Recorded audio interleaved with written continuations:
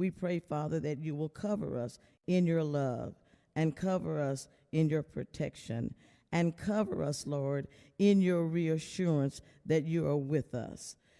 In the mighty name of Jesus, Lord, we pray these prayers. We ask them and we believe, Father, that they are already done. You said, Lord, whatever we ask in your name, that it shall be done. So in Jesus' name, Father, we decree and we declare this day that every prayer, every petition, every need is already answered in your name. And it is so. Amen.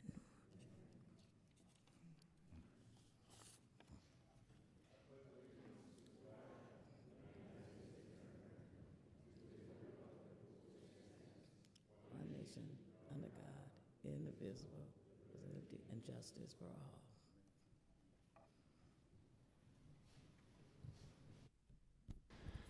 Thank you very much, Pastor. All right, the first item for business, item number 3, is the approval of the City Council meeting minutes of October 16th and 17th, 2024. I'll entertain a motion. So make a motion to approve. Second. All right, we'll do a coin toss. There is a motion and a second for approval of item number 3. Is there any discussion? Hearing none, please vote.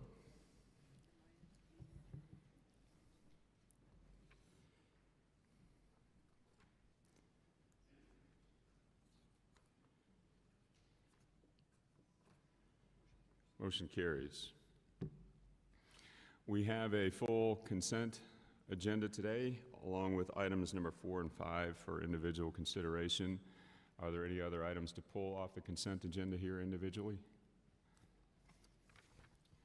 Okay, if there are none, I'll entertain a motion for the balance of the consent agenda, all items save for 4 and 5. I make a motion to approve. There's a motion and a second for approval of the consent agenda, all items except for 4 and 5. We do have a couple citizens signed up to speak on items that are on consent. 1 second. These are items 36, 43, 44, and 47. Those are on consent, and so I'll call our names up in order of sign up. On items number 36, Lloyd Patterson. Lloyd Patterson.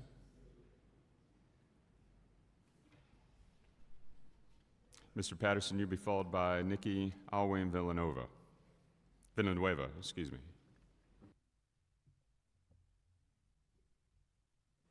Hi, and good morning, City Council members. I come before you today as a parent, as a overly protective grandparent, as an employee of Rise Recovery, as an executive officer of the Urban Apostles, and as a concerned San Antonio citizen. I'm concerned that over the last 20 years, the vape industry has continued to encroach upon the health and safety of our children. Only after 20 years has the scientific research begun to prove the fallacy of vaping being a safer alternative to smoking cigarettes. That would be the same as saying that it is safer to be blown up with a hand grenade than it is to be blown up with a stick of dynamite. The reality is, I'd rather not be blown up at all. So as we come before you to ask you to approve a city ordinance that will place vaping into the same public health category as cigarette smoking in public places, we're not asking you to rewrite the law, we're simply asking you to enforce it. In 2015, the state legislature passed an amendment or added language to the Health and Safety Code that placed all vaping and other nicotine delivery items into the same category as smoking traditional cigarettes and traditional means of delivering nicotine. So we don't ask you to do anything that the state of Texas has not already done. We simply ask you to bring the city of San Antonio into compliance. Thank you. Thank you, Mr. Patterson. Nikki Alwyn Villanueva. Ms. Alwyn? Okay, you'll be followed by Alec Puente.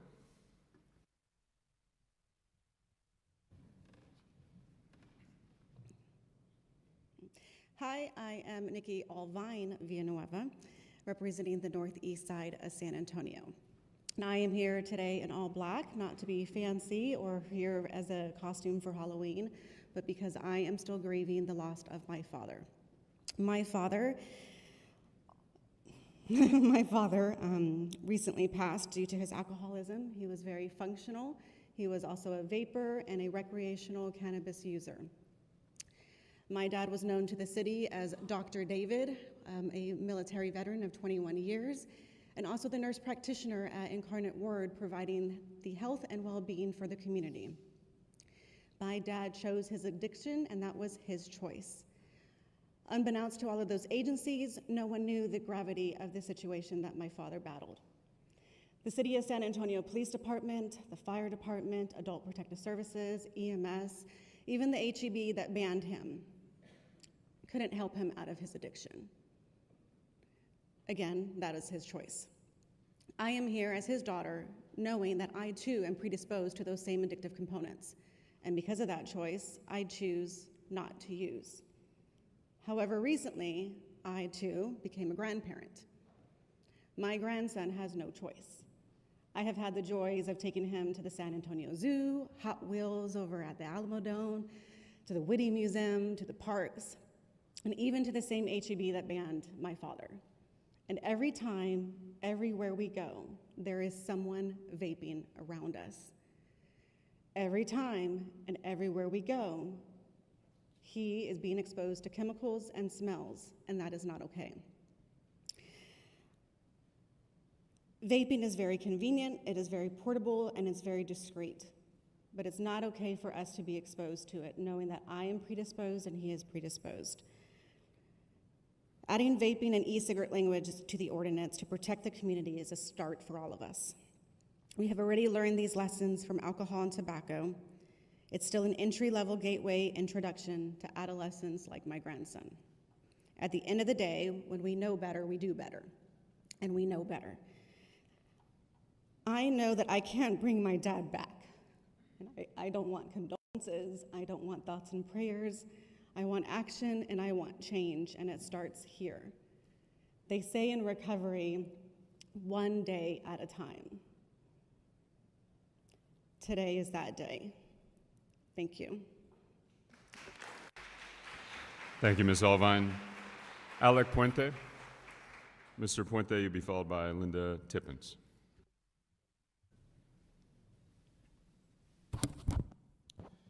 Good morning, Mayor Nierenberg, City Council. My name is Alec Puente, and I'm here representing the American Heart Association in Texas to voice our strong support for the City of San Antonio updating its smoking ordinance to include electronic smoking devices or vaping products to protect the community from dangerous exposure to secondhand aerosols. The aerosol emitted by many electronic smoking devices is not water vapor. It's a mixture of many substances, including nicotine, ultrafine particles, volatile organic compounds, and toxins known to cause lung disease and cancer. This is why it is not safe to use these products in smoke-free spaces like workplaces. No worker in San Antonio should be exposed to secondhand aerosol and put their health at risk to earn a paycheck. Non-smokers exposed to conventional cigarette smoke and e-cigarette aerosols absorb similar levels of nicotine, and exposure to the fine and ultrafine particles may exacerbate respiratory ailments like asthma and constrict arteries, which could trigger a heart attack. Simply put, ESD aerosol is a new source of air pollution and toxins which should not be permitted in smoke-free environments. Over 90 Texas cities already have smoke-free ordinances that include e-cigarettes, and we hope San Antonio will be the next to add electronic smoking devices to its ordinance to protect the community from dangerous exposure to secondhand aerosol and improve health and quality of life in San Antonio. Thank you. Thank you, Mr. Puente. Linda Tippins. Linda Tippins. Katarina Thurman. Ms. Thurman, you'll be followed by Thomas Evans.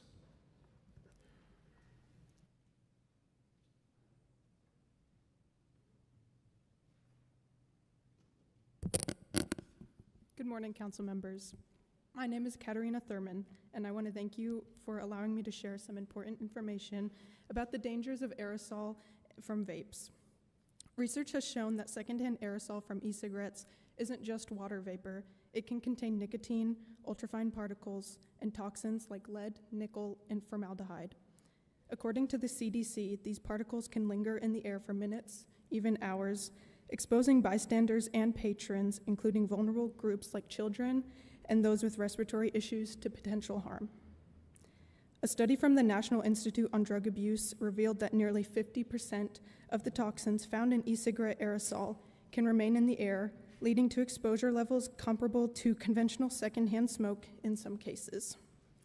Moreover, data from the American Lung Association suggests that breathing in secondhand aerosol can trigger asthma attacks, increase heart rate, and impair lung function, even in those with healthy respiratory systems. Studies are now examining the links between secondhand aerosol exposure and elevated risks of cardiovascular lung disease over time. Keeping areas vape-free has been proven to reduce risks associated with involuntary exposure to harmful chemicals in shared spaces. This not only promotes cleaner air, but also supports the health and well-being of all community members, especially children and individuals with compromised health. Thank you again for considering these important facts. Thank you, Ms. Thurman. Thomas Evans? Thomas Evans? All right, on item number 43, Jean Latcha? You're waiving your time? Okay. And finally, on multiple items, Jack Finger.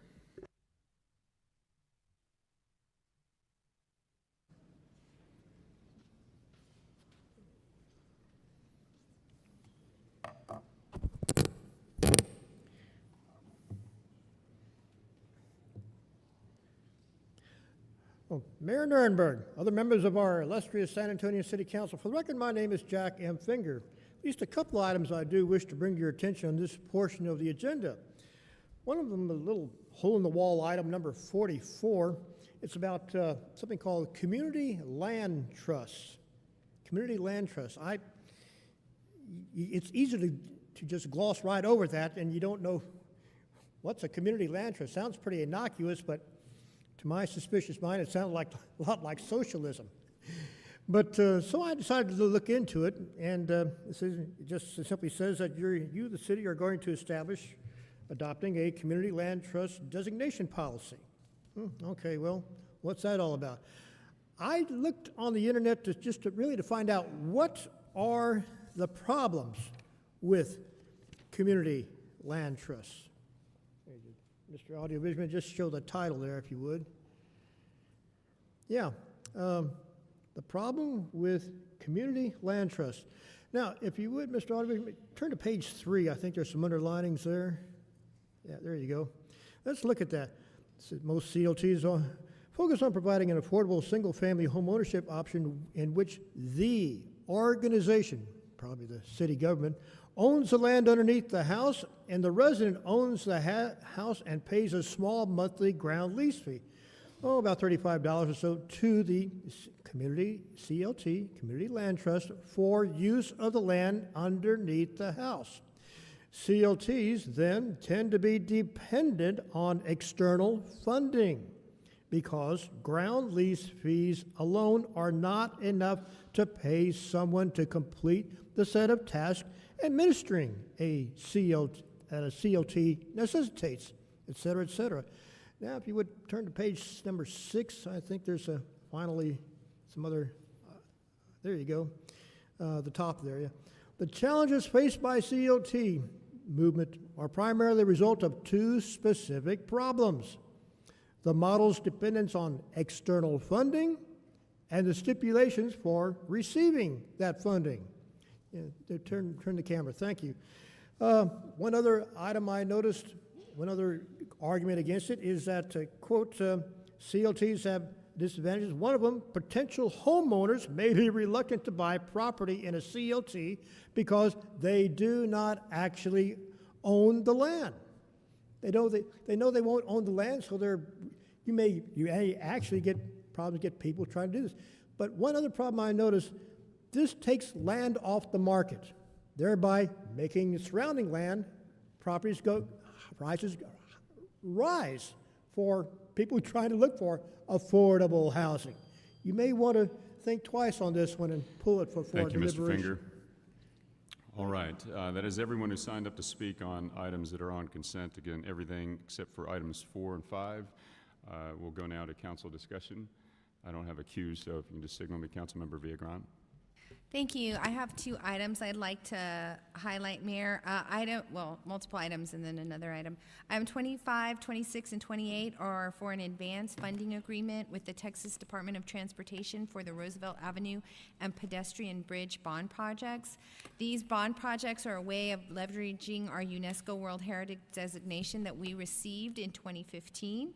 Over 7 years ago, in 2017, the voters of this city approved $8 million for Roosevelt from Steves to VFW. In 2022 bond program, the voters again approved $12 million for funding for Roosevelt from VFW Boulevard to Harding. So we have been waiting a long time, and I'm excited that this is coming today because we have been waiting for decades for this much-needed pedestrian sidewalk and bike lane improvements to be designed, built, and completed. And though we knew that there was some hiccups, we're here today to move this forward. And while we know building material and costs have increased from 2017 to the present and will continue to rise, I asked the city manager and city leadership to use any remaining and unused citywide bond dollars to help expedite the design and construction completion, as well as to help address future shortfalls for these 2 phases of the Roosevelt Avenue bond project that are long overdue. But thank you again, council, for supporting this to move this item forward. The second item which is personal to me that I want to highlight is item 48. And this has to do with the housing and the rebuild. So I know, I was told Daniel Vargas from President and Founder of Operation Triage is here. If you could please stand. Oh, there he is in the back. So one thing is, we are Military City USA, and we're taking care of our veterans, and these organizations are there to do that. So I'm glad that we can move forward with item 48 today and make sure that our veterans that are in homes that need repair are getting the things that they need, and that we're part of that process. Thank you, Mayor. Thank you, Councilmember Villagrán. Councilmember Rocha Garcia. Thank you, Mayor. And so today I want to highlight 2 items. Item number 27 is Marbach Road multimodal study item. And I'm excited to see this item come to council because there's a joint effort to analyze the current and future conditions of Marbach Road from 410 to the city limits. As a matter of fact, I hosted a neighborhood association meeting last night. Councilwoman Cabello Haverda was there as well. And it's growing. Marbach is just growing with commercial activity, and in large swaths. We have wonderful things going on in the neighborhood, some rehabs in the area, and this project really has the ability to transform the current state of Marbach Road and allow for diverse forms of traveling and for different options. So I look forward to the conclusion of this study and the eventual discussion with our community. But one of the things that we heard last night was the Marbach Road area feels like they don't get a whole lot of love. And they feel like they're one of the punching bags for the entire city. And so this is just another commitment that we are watching, we are listening, and we are proud to be able to represent Marbach Road. The next item is item number 29. The East-West Connector Realignment Project, and I asked to highlight this item because of the sheer importance of this proposed infrastructure project. And thank you to John and to Razi for the work on this item. We really appreciate it. I'd also like to thank our partners at the South Texas Business Partnership, and I know Councilwoman Villagrán has a letter from former Councilwoman Villagrán that she's going to introduce into the record. But JCB, Toyota, Texas A&M International, Palo Alto, Port San Antonio, and Brooks, we were all working together. This is a long, much anticipated project. And so today's action reallocates funding from the Economic Development Incentive Fund in the amount of $250,000 to the East-West Connector MTP Realignment Project to complete a feasibility study. So it's the first step, but we're so excited. Our neighbors have been also talking about this for 15 to 20 years. So, plain and simple, the South Side's time has come, and growth is happening all around, from I-35 to I-37, and to accommodate that growth, we have to act now. So I ask my colleagues to support this initiative as we also begin to set our priorities for the 89th legislative session. And when completed, this project is going to be the catalyst to transform all of the South Side of San Antonio into the center of advanced manufacturing in Texas, while also enhancing the quality of life for current and future residents in the area, which we'll never leave behind. So thank you in anticipation, and thank you, Mayor, for allowing me to highlight. Thank you, Councilmember Rocha Garcia. Councilmember Castillo. Thank you, Mayor. District 5 has quite a few highlights today, which means great things for our community. I would like to highlight items 10 and 24 by first thanking Razi and the entire Public Works team who have been working on this agreement for several years. I want to commend city staff for their several redesigns to make this project best meet the requests from residents in an area to make this roadway prioritize walkability and multimodal safety. We're also grateful for our small business owners who have been proactive and are dedicated to also seeing this project continue to be pedestrian friendly. It's never easy working on infrastructure improvements along a TxDOT roadway, and we're extremely grateful for all the stakeholders coming together to ensure we see this project materialize. I would also like to highlight item 39, the appointment of an incredible local labor leader here in San Antonio, Adrian Reina, to the VIA Board of Trustees. I would like to thank ATU Local 694 and their allies on the Central Labor Council for this appointment and getting it across the finish line. While this appointment didn't take place as VIA leadership and employees discussed their working conditions this summer, I know this appointment and the future organizing of ATU members will help ensure that every leader in our city understands that labor keeps San Antonio moving.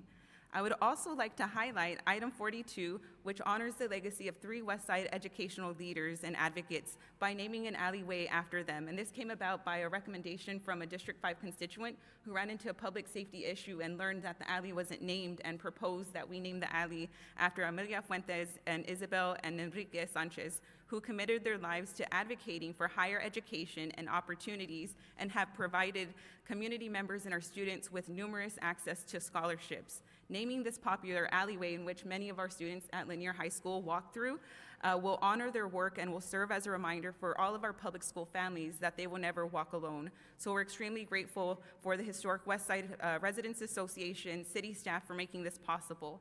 Lastly, I would like to highlight items 48, a funding agreement with local nonprofits in their efforts to provide homeowners with small-scale rehab initiatives. What this looks like is ensuring that we're connecting our seniors with accessibility and addressing some of their code issues. In District 5, as many of our longtime residents continue to age and retire, many of them rely on the support of our nonprofits, delegate agencies, and the city's major and minor home rehab program. So ensuring that we continue to approve these items ensures that District 5 residents and residents all throughout the city of San Antonio can continue to age in place. So we're extremely grateful for Divine Redeemer, who helps connect our constituents to access to so many resources. Thank you, Mayor. Thank you, Councilmember Castillo. Councilmember Courage. Thank you, Mayor. I'd just like to commend the speakers who came today on item 36 about smoking and vaping and adding vaping to our ordinance on smoking. We do have a problem with this, and we see and hear about it a lot in our schools. And we currently have a CCR pending that hopefully will help the council take action to protect areas around schools from vape shops being opened up. So there's more work to be done, but this is the first step. And thank you to those who have spoken about that. And I hope the council will join me in making sure that we do everything we can to deter young people, all the way from learning about it at preschool all the way up through high school. So thank you, Mayor. Thank you, Councilmember Courage. Councilmember Cabello-Haberna. Thank you, Mayor. I join Councilwoman Dr. Rocha Garcia in applauding the item 27. I'm looking forward to voting for that. As she mentioned, Marbach Road doesn't feel a lot of love. I think they sometimes think they're the punchline. And this is a multimodal planning study of Marbach Road. There's a lot of issues, as there is throughout our city, with homelessness, and the neighborhood really needs a lot of help. So we're looking forward to this funding in order to make both our districts safer and more complete. Item 35 is the acceptance of a $600,000 grant from the U.S. Department of Justice to combat human trafficking. I know we all know that, unfortunately, San Antonio is a hub for human trafficking, so this funding doubles down on our commitment to protect our vulnerable populations. I also thank PD for their work in that. Item 38A is the appointment of Devra Biram. Devra, are you here? Somewhere? Stand up if you are. There she is. Okay. I'm appointing her to the San Antonio Youth Commission. Divya is here with her parents, and I'll ask them to please stand as well so we can thank them. She's a student at TMI, where she's been an outstanding debater. In fact, she was accepted to Team Texas World Schools Debate Competition. It's a tough competition, and there were many applicants, so it's a huge accomplishment.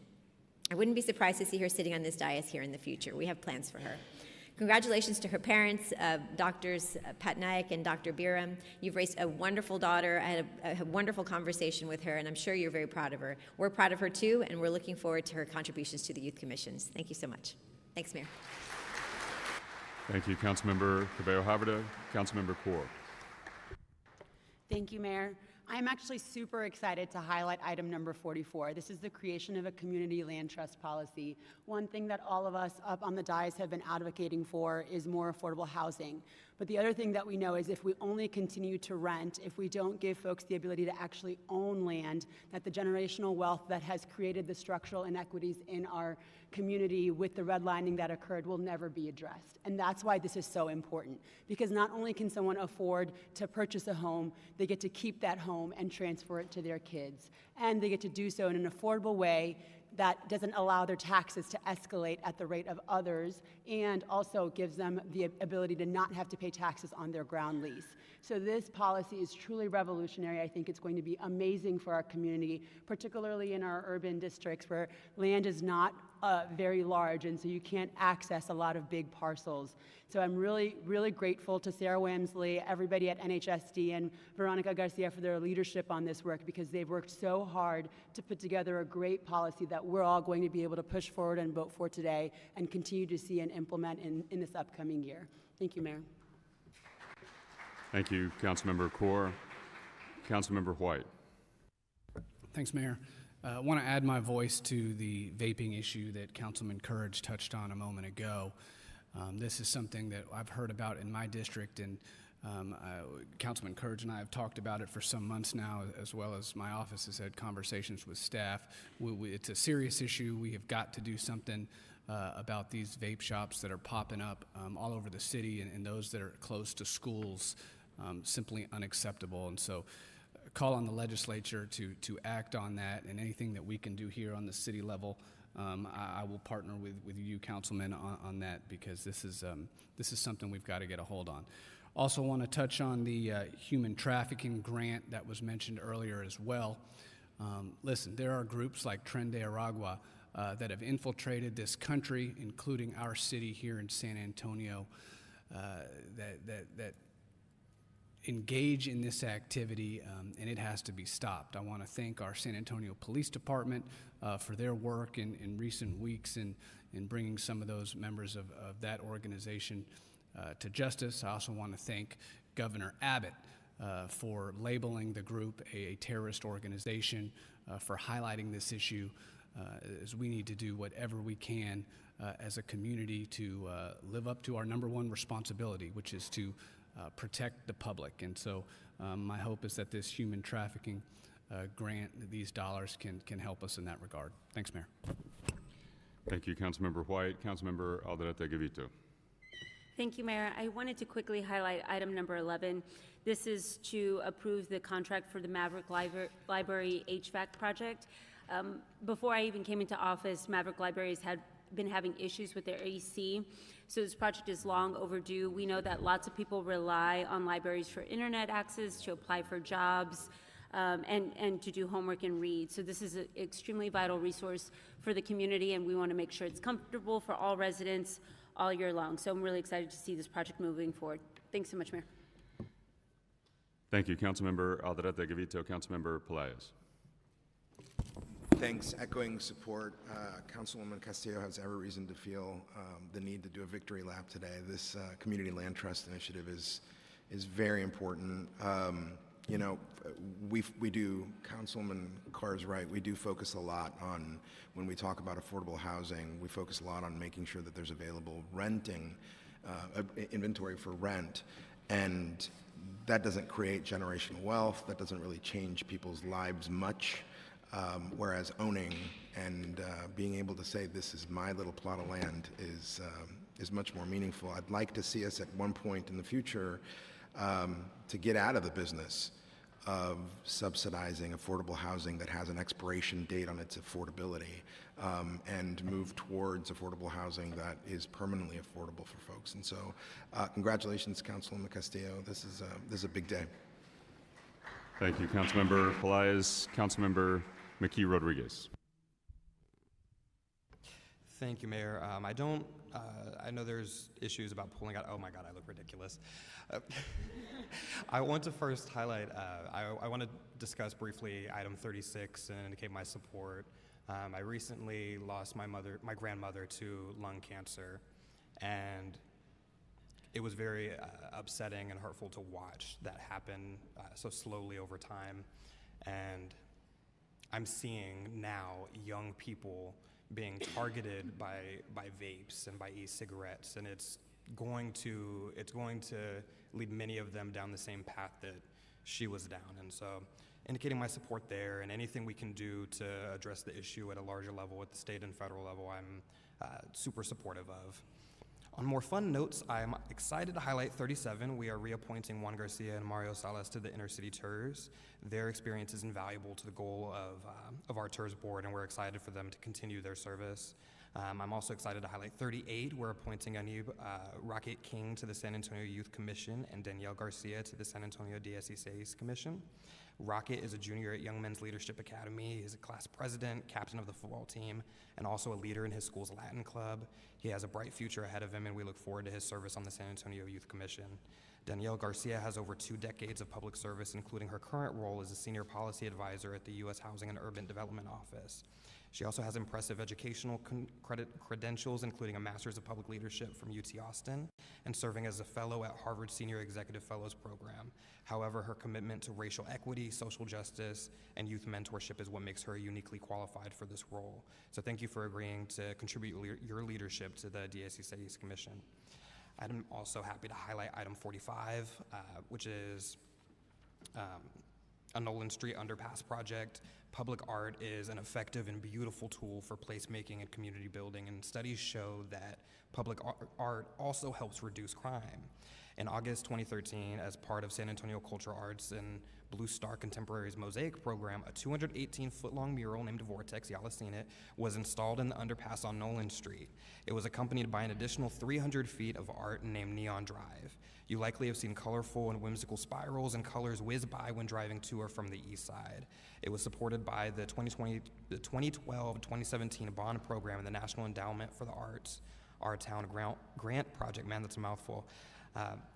But across the street is a blank canvas, and so to match and reinvigorate the Nolan Street underpass, this investment for another mural will serve as an anchor in the newly cemented arts district. I thank my colleagues on the Inner City TERS for approving this funding and aiding in continual beautification and placemaking on our east side.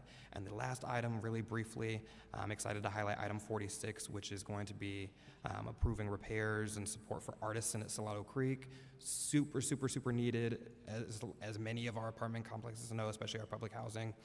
There is a lot of need for renovation, repair, and updating, and so super excited to see this happening and for us to approve it today.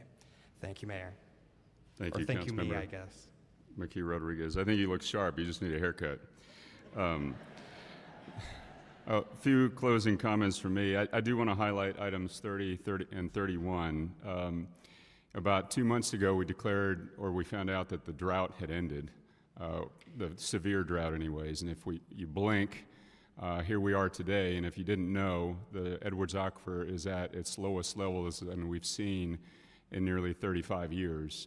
And so the importance of our continued protection of our vital water resources couldn't be more profound. And so I want to thank my colleagues for their support of a permanent funding source for our continuance of the Edwards Aquifer Protection Program, that voter-approved program years ago that we continued with sales tax for 20 years. Today, items 30 and 31 will protect an additional 580 acres of our Edwards Aquifer. And so as we move forward, I know those sales tax initiatives sometimes fade from memory, but we are still at it with the Edwards Aquifer Protection Program, and every day it becomes even more important, not less so. So thank you for that. And thank you for the clap, because we all depend on that water source. Item 36, I do agree with my colleagues and look forward to supporting the smoke-free ordinance updates. Dr. Jacob, I called you, I think you were my first call after the last election saying we got to do this, and you guys went to work. We didn't hear a thing about it. Usually when we update a smoke-free ordinance, this whole community is turned upside down and people are shouting at each other. But hats off to the Metro Health Department doing the community outreach and getting this done without any controversy at all.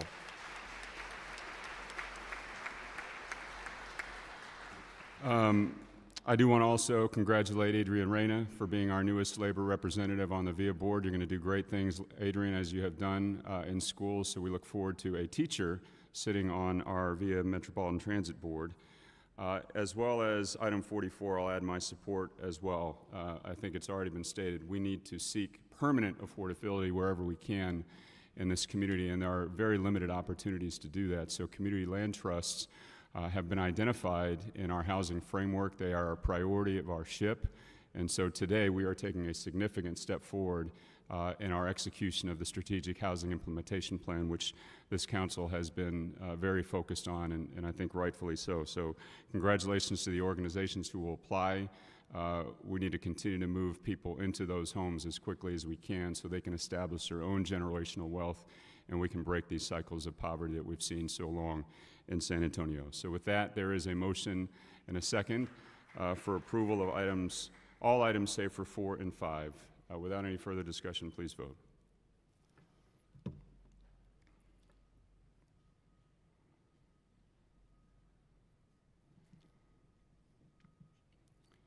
Motion carries. Okay. We do have some ceremonials today before we get to our individual items. And so the first one I would like to read, we've got some judges who are missing from their bench so that we can recognize all of our municipal courts today. So if I can ask Fred Garcia and our municipal courts team to come forward as I read the following proclamation. Whereas San Antonio Municipal Court will be dedicating the week of November 4th through 8th, 2024 as Municipal Courts Week to pay tribute to the vital roles and services of the municipal courts that fairly administer justice and balance due process rights while safeguarding the well-being of Texas communities and deterring the future criminal behavior. And whereas the municipal court operates the judicial branch of government for the city, serving as the court of record and as the primary interface between the public and the judiciary system. Among all courts, it is the one that the San Antonio residents engage with the most. The administration of justice at the municipal level significantly shapes the public's perception of the Texas judicial system as a whole. And whereas municipal judges and court support personnel unwaveringly and diligently uphold rigorous standards of professionalism while rendering equal service to all in a fair, efficient, and timely manner. And whereas in observance of Municipal Courts Week, we salute the municipal judges and court support personnel, including clerks, court administrators, prosecutors, juvenile case managers, bailiffs, and warrant officers. These dedicated individuals work tirelessly to enhance court operations while upholding justice and fairness at the bedrock of our municipal courts. Now, therefore, I, Ron Nirenberg, Mayor of the City of San Antonio, in recognition thereof, do hereby proclaim November 4th through 8th, 2024 to be Municipal Courts Week in San Antonio, Texas, and extend appreciation to the municipal courts personnel who dedicate themselves every day to public service and in doing so strive to improve and help our community. Thank you all so much for what you do every day. Thank you,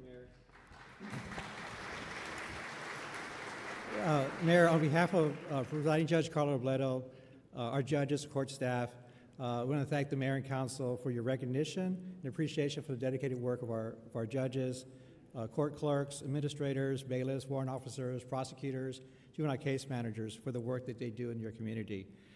Next week, as you indicated, we have our sixth annual C3 COSA Courts and Community Municipal Courts event. This is a time that we bring city departments and organizations to enrich our community.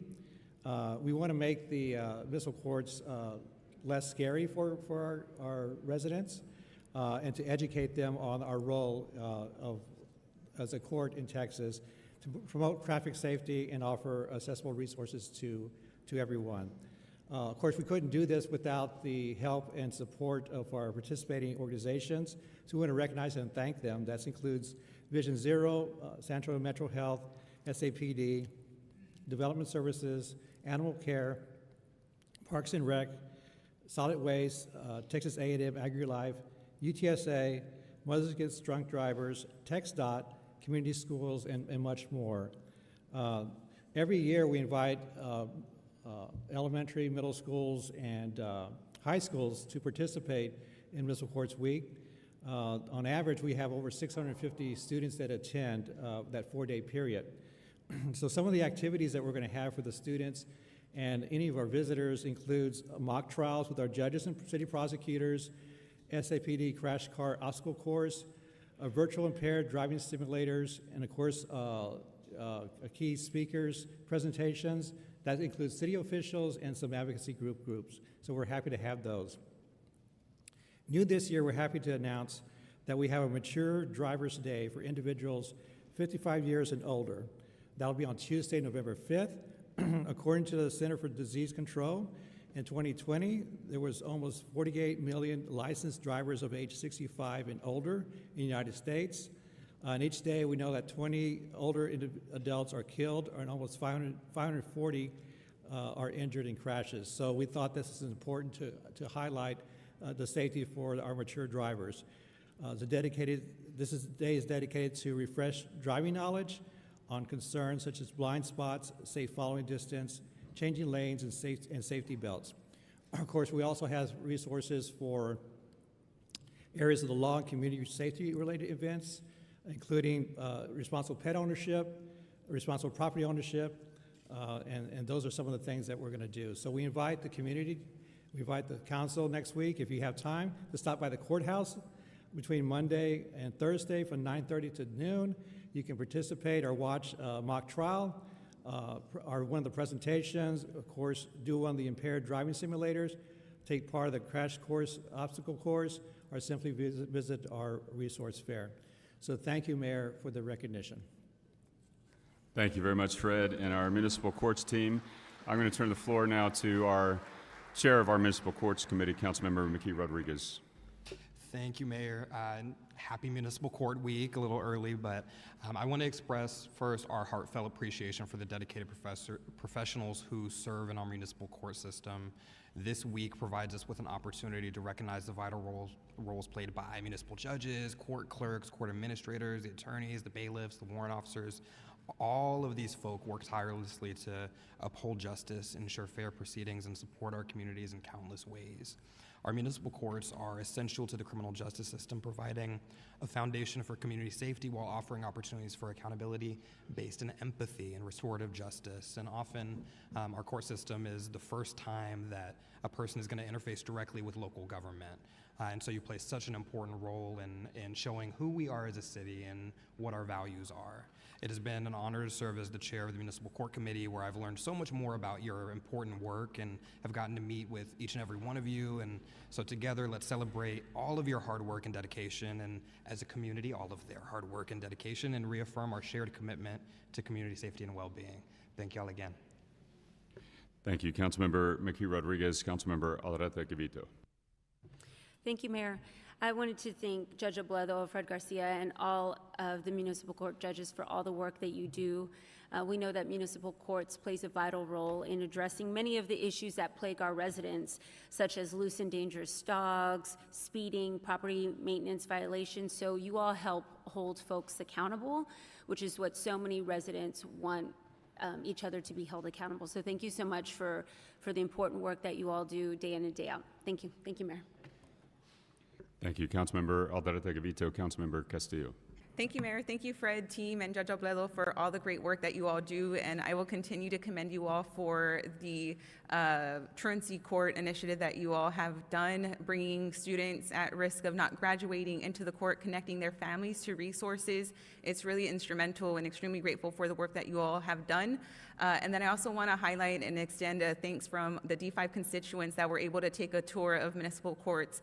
They were really excited to go in there and see what type of resources you all connect residents to throughout the process. So just thank y'all, and thank y'all for plugging in our D5 residents.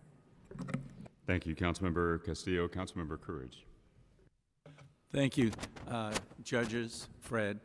I think that we all kind of take for granted municipal court just handing out fines or things like that. But I really consider you all a very important part of public safety. You know, we always look at the police and we look at the fire department. I even look at, public health. But, municipal courts are part of the public safety team in this city. So thank you for what you do, particularly looking out for a lot of the young people who tend to be going astray and need some guidance, and that makes this entire community safer. So thank you for what you do. Thank you, Councilmember Courage. Councilmember Cabello-Havertop. Thank you, Mayor, and thank you, judges, as we've all thanked you here, both those of you that are here today and the ones that are sitting on the bench right now. I just want to take a moment to note not just the judges, of course, but all your staff, the support staff, Fred, of course, and how much work you've done. Judge Obledo was appointed maybe, I guess, about 5 years ago, and what a big turnaround Muni Court has had in those last 5 years. And you guys have really been very innovative and made the court more accessible to our community. You engage us a lot more. We go over there and talk with students and are able to engage with you guys. So I thank you for bringing the community into court and not just when they have a ticket. So I appreciate you. Thanks. Thanks, Mayor. Thank you, Councilmember Cabello-Havertop. Keep up the great work, y'all. Congratulations. Thank you.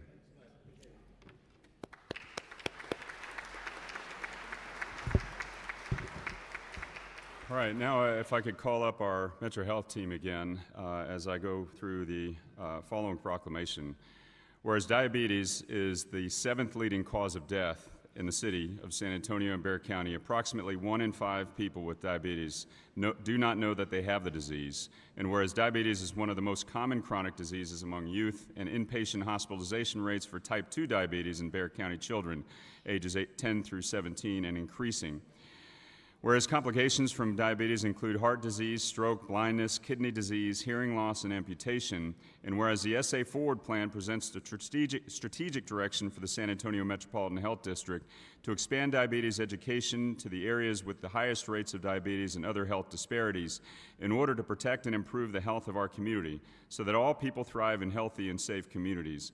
And whereas almost a quarter of those living with diabetes rely on insulin to manage the disease, the City of San Antonio, in partnership with HEB, launched the Diabetes Insulin Assistance Program on September 16, 2024, to help city residents cover the cost of their insulin prescriptions.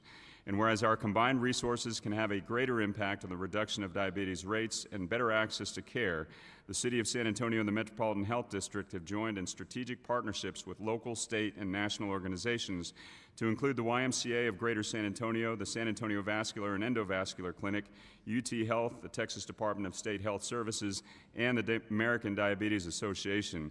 Now, therefore, I, Ron Nirenberg, Mayor of San Antonio, in recognition thereof, do hereby proclaim the month of November 2024 to be Diabetes Awareness Month in San Antonio, Texas, and urge all residents to commit to increasing awareness and undergo a preventative health screening for diabetes through a healthcare provider. Dr. Jacob. Good morning. Thank you, Mayor and City Council members, for this opportunity to speak about this public health concern. I'm joined by our village and members of our fantastic team at Metro Health. As you heard, November is National Diabetes Awareness Month, a time our community comes together to create awareness on the diabetes epidemic, get educated, find resources, and make sure all those around us are seeking help to manage and prevent this disease.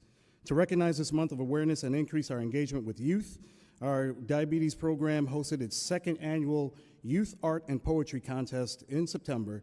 The program received 21 art and poetry pieces from local youth in middle school and in high school. So please join me in recognizing Emmanuel Rodriguez, a 7th grader at Gus Garcia University School, who submitted the winning art entry. He's accompanied by his parents, Raquel and David Rodriguez, and his teacher, Sandra Garcia.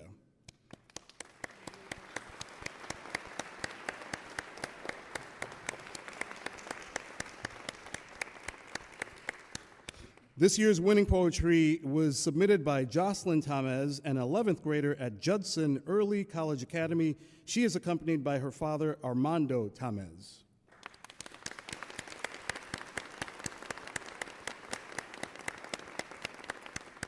Again, it takes a village, so we'd also like to recognize Catherine Hernandez, Kat, Director of our Department of Transportation, for her leadership as the co-chair of the 2024 American Diabetes Association Step Out Walk that took place last Saturday at Palo Alto College. Several COSA staff and family members participated in the walk. Again, we invite the community to our Diabetes Health Fair, which will take place this coming Saturday, November 2nd, from 10 to 1 p.m. at Palo Alto College. The event will include community vendors, fitness demonstrations, a free produce giveaway, and free turkey vouchers while supplies last. So finally, I'd like to take a moment to acknowledge the important partners that we have in the fight against diabetes. Again, it takes a village to raise a healthy community. They work tirelessly to help people living with diabetes receive the best services possible. Many of them are here today. I'd also like to acknowledge the YMCA, the San Antonio Vascular and Endovascular Clinic, UT Health, the Texas Department of State Health Services, University Health, again, COSA's Park and Recs Department. You already heard about the Transportation Department, HEB, and the American Diabetes Association. Again, thank you for your attention this morning, and we look forward to seeing each and every one of you this coming Saturday from 10 to 1 at Palo Alto College.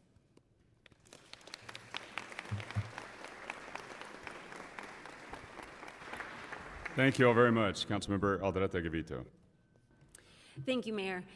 In a city like San Antonio, where diabetes rates are higher than the national average, it is important to keep awareness and stay on track to bring awareness about this disease. We all know someone who suffers from diabetes, and there are a number of factors that contribute to that. We know that we love our tacos, our boletas, our Big Red, but we also have a number of food deserts in the city, and so it's difficult for residents to go outside and walk when there's infrastructure lacking, when there's loose and dangerous dogs. And so we have to keep all of that in mind and work towards increasing access to health care, infrastructure improvements, access to healthy food, and of course walkability, all in order to curb diabetes in our community. Educating yourself and loved ones is so important, and even small lifestyle changes can make a world of difference. So thank you so much for all that you all do. It does take a village, and I'm proud to be working alongside with you all on this. Thank you. Thank you, Mayor. Thank you, Councilmember Alderete Gavito. Councilmember Rocha Garcia. Thank you, Mayor, and I just want to acknowledge and show my appreciation for all of the work that you do every single day. You all are so creative. I love the diabetes garage that you all came up with, and kind of how to compare it to keeping your engine right and for the men, and so I thought that was brilliant. I also appreciate all of your work on the insulin assistance program, and I thought it was never going to happen.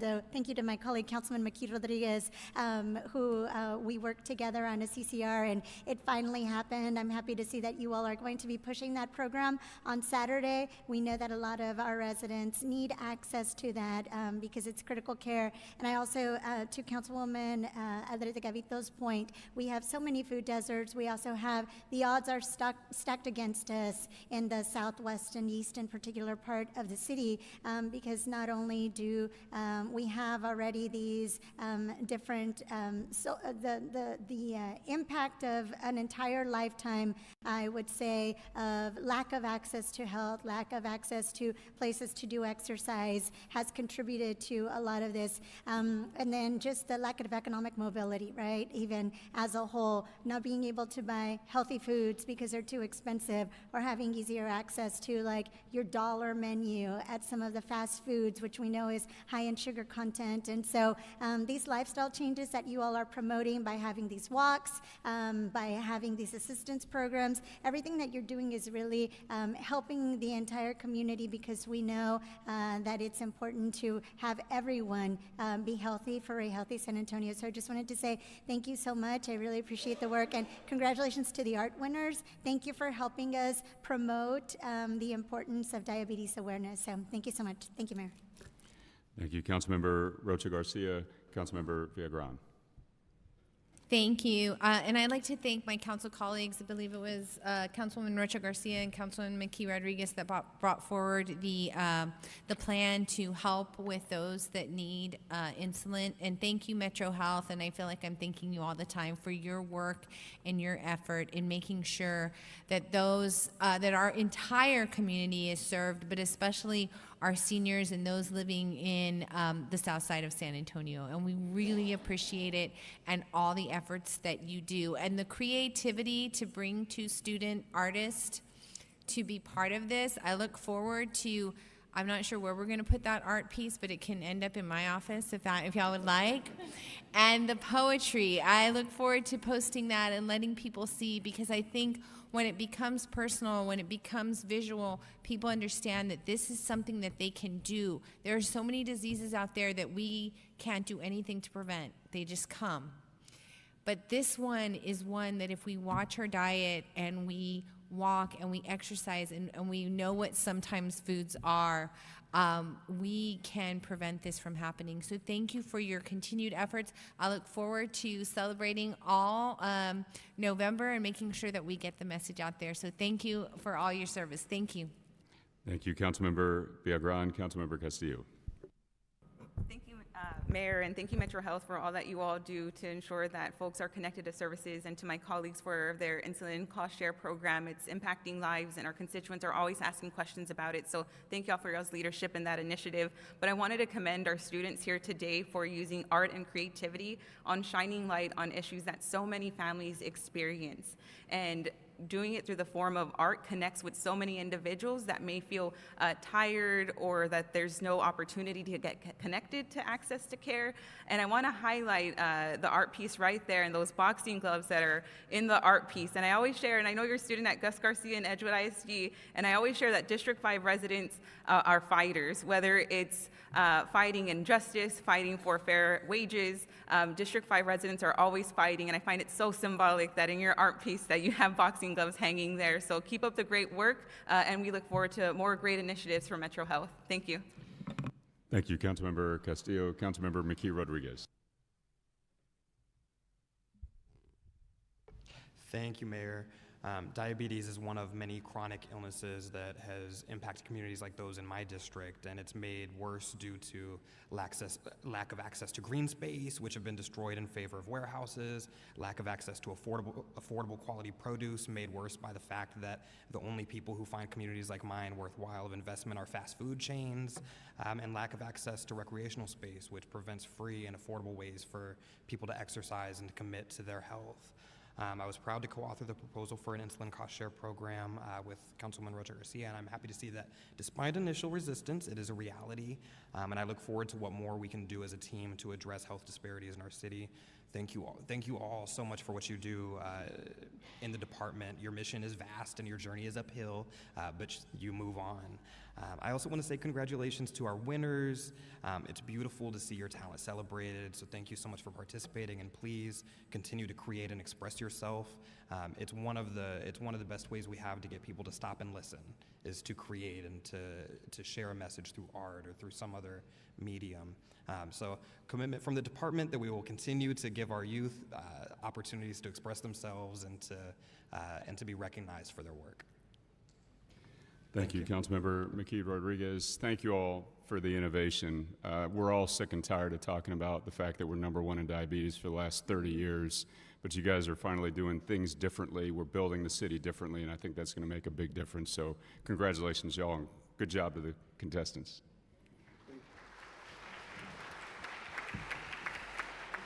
All right. I also want to recognize Dia de los Muertos Festival Days today. The 12th annual Dia de los Muertos Fest will take place on Saturday, October 26th and Sunday, October 27th at Hemisphere Plaza, and is open to both locals and visitors for a free, fun-filled, immersive celebration recognized as the nation's premier Day of the Dead event.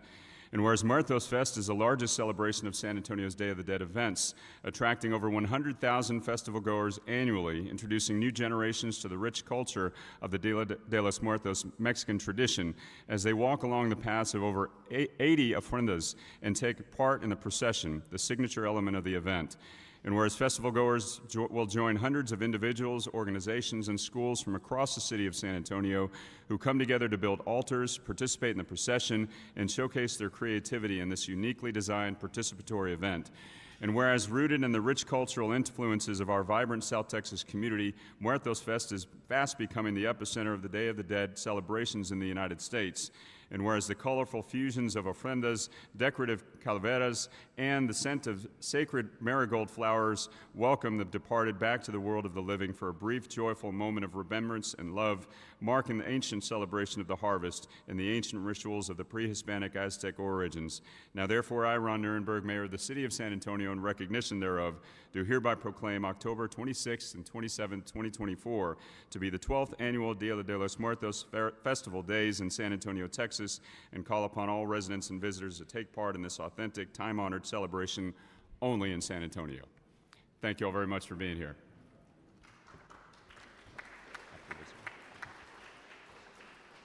Oh, let me turn the floor now to Councilmember Kaur. Thank you, Mayor. I am so excited to honor you all today, as this is the 12th annual Muertos Fest that just happened this last weekend. And as I understand, it's estimated to be one of the largest attendance events at Hemisphere at over 136,000 people. The number of people that told me this weekend that we could barely breathe. We didn't know how many people were at Hemisphere this week. It was amazing.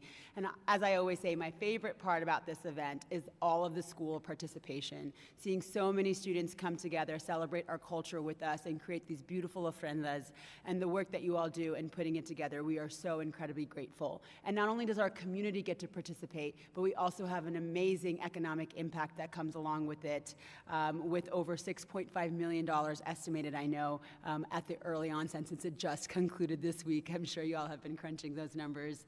But just wanted to say thank you for all of the work you all did in putting together those 83 altars, and thank you to the Galaxy Productions team, Faith, Jim, Matt. Thank you all so much for your work. We were grateful that the city was able to support you all, and will continue to do so.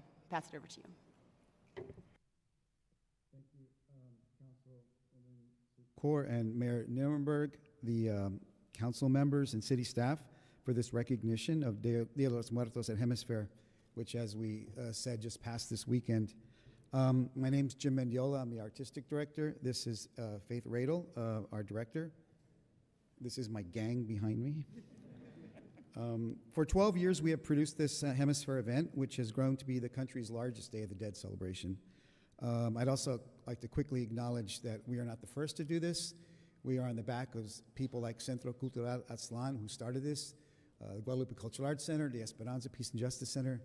There's been many people who have done this, so we're grateful to them as well. We've been recognized by National Geographic, USA Today, NBC Today, All Day, Food Network, and other national and international media. And while we have 5 stages and a curated art market, the heart of Muertos Fest are the altars made by our community, our San Antonio community. They're made from people from all the districts, in all walks of life. And each ofrenda tells the story of a loved one who has passed. And these stories are endless, and the recognition of those who came before us is universal. And this year, as we were saying, we had over 80 of those, and we'd like to thank them, because any success we have is due to their stories and sharing them with us. A quick thank you to all of you for the support for the festival. And I want to specifically also thank city staff that has helped, specifically CCDO, Metro Health, and also Parks and Recreation and Hemisphere Park as well, who have been great supporters and who allow us to do this. Throughout the year, we're a small team, but when this event comes up, we grow tremendously, and what you see behind me is just a small piece of that group that comes together. This year we had 83 altar builders. Some are here with us today. We also had 82 art vendors at our art market. All of those are micro businesses, primarily women-owned, Latino-owned. Cristina Martinez and Kat Contreras, who are here today, ran that, and I believe each of you have a little tile from us that was created by Cristina here. We also have our procession. We have procession participants here, and then we have our entire team of production staff who really make it happen.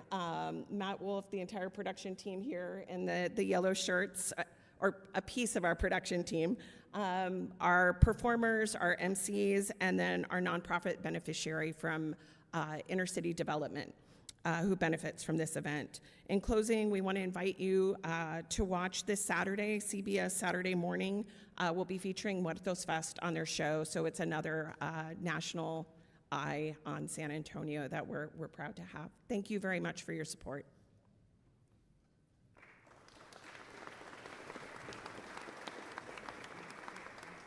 Thank you all very much. The events were incredible, and we look forward to next year's festival, but congratulations on all of the lead up and the execution of the events. They were phenomenal.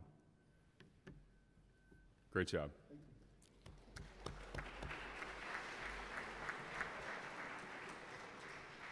All right, lastly, this is an organization of 13,000, maybe 14,000 people. Of those thousands, there's only a handful that the City Council directly hires. And one of those people we've had and we've hired and rehired and hired again, 3 mayors, I think over 40 council members, someone who's really set the bar for his profession in what was a fairly new position to the city.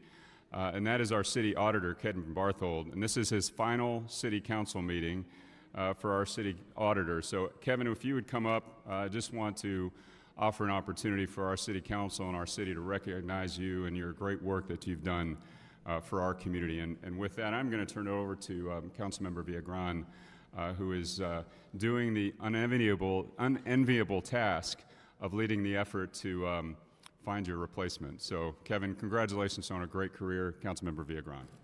Thank you. And I am going to go over Kevin's bio here because I want us to understand his accomplishments. And I want to thank Melissa and your daughters for sharing you with the City of San Antonio for so long. But Kevin was appointed San Antonio City Auditor in February 2012 after serving in an interim capacity since February 2011. Sounds like the city taking a year to decide. Kevin joined the city in September 2008 and served as an audit manager prior to his current appointment. As city auditor, Kevin leads a team responsible for conducting performance, compliance, and technology audits of all city departments, offices, agencies, and programs. And he reports directly to the mayor and council, and as the chair of the audit committee, I get to see him at least twice a month, if not more, to talk on these issues.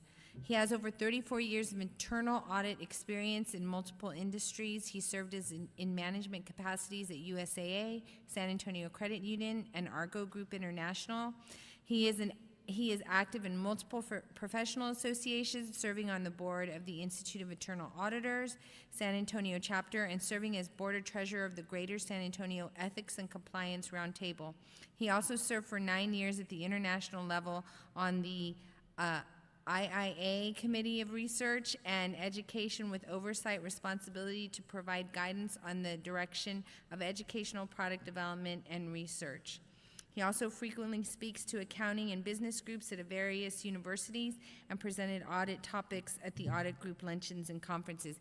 He is a big deal in the audit world, y'all, just in case y'all didn't get that.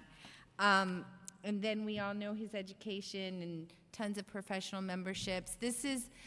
I feel like we've been saying goodbye to you for the last month. And I just want to thank you so much for sticking around in this process. You were one of the first meetings I took as a city council person. You were so kind, so nice about my sister, and just really helped me understand that this was a team effort and that audit wasn't about, hey, we got you. It was about helping the city be better. And I think through your years of service, you've been a critical part in making sure that this city has elevated its stance along with us, the council and the city manager. So you are going to be missed. You will probably get phone calls from me about things coming up in audits that maybe some of my council colleagues or the community is asking for, but it's about accountability, and that's the one thing that your team has done. It's helped us understand what accountability looks like. And it doesn't mean one person has to be wrong and one person has to be right. It just means we have to be better. And you've done that, and you do that in your life and in your ministry and with your family. And so we are going to miss you, but you have 4 daughters and great grandkids, and I know that that is going to be time well spent for you and your wife, Melissa. So thank you so much for all you do, and I'm sure my council colleagues, some who have served longer than I have some things that they'd like to share also. Thank you, Mayor. Thank you, Councilmember Viagran. Councilmember Courage. Thank you, Mayor. And, you know, I've had the pleasure of working with you, Kevin, all 4 of my terms. And you have always done an excellent job in working with me as a councilman, with our audit committee, and I know with the entire council, and of course with the city manager. You're hired by the council, not by the city manager, so you work for us. But the work you've overseen and the work that you've carried out has been something that I particularly have been proud to work with you on, because I know it's just great professional work. And I know you developed a good team, and that team's going to be in place. And whoever follows after you, I think, will inherit a great operation and continue to provide the kind of accountability that the people in our community expect. And so thank you for the years of service you've given the city, and I wish you the very best for what you pursue next. Thank you, Kevin. Thank you, Councilmember Courage. Councilmember Castillo. Thank you, Mayor. I wanted to thank you, Kevin, for your public service to the city of San Antonio. And every time I receive a memo about a city employee retiring, my team and I are always like, no. While I don't serve on the audit committee, I know you and I have had a lot of conversations, and that's one of the meetings that I've looked forward to, is when I get to sit with Kevin and give a list of pieces that we'd like to be, go under the hood and see what's going on in there. And through a lot of the work of you and your team, we've been able to get accountability and make much needed changes with different pieces. So just extremely grateful for your work, your leadership, and of course the team that you've created here. And I know they'll continue to do great work, but you are one of the city's greatest assets. And my team, if there's an issue, they're like, well, why don't we conduct an audit? And then that's when we reach out to you to look under the hood of those pieces. But thank you so much, Kevin, and good luck. Thank you, Councilmember Castillo. Councilmember Rocha Garcia. Thank you, Mayor. And Kevin, thank you so much. And I'm sad to see you go. And I feel like I've known you for a really long time, since when I was on the Ethics Review Board. And you and your entire staff have always been so professional, have always just given us everything that you could and allowed us to make our own decisions. And I just really appreciate the work that you do. Also, I'm going to miss the fact that you always pinch hit for us, just in case we need someone to deliver the invocation, because if y'all didn't know, Kevin is a pastor at a church in D4. So anytime that we need a backup, he's there. So thank you to the Hills Church as well for allowing you to visit with them and bring the message to them as well. The audit plans that you have created, I think, are wonderful. I think you really helped us, like the councilwoman said, to look under the hood at some additional details. I read all of your audits, believe it or not, and then I just email or set up meetings with the directors to ask them a little bit more about it. And so I do appreciate the executive summaries.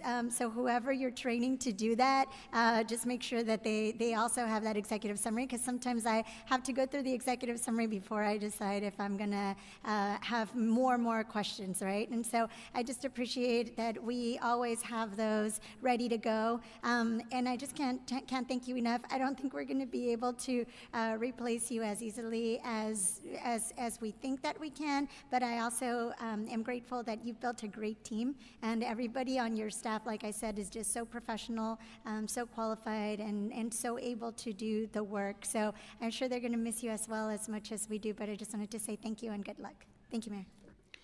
Thank you, Councilmember Rocha Garcia. Councilmember Kaur. Thank you, Mayor. I'm kind of jealous that Councilmember Courage got you for all 4 terms. What is it going to take? No.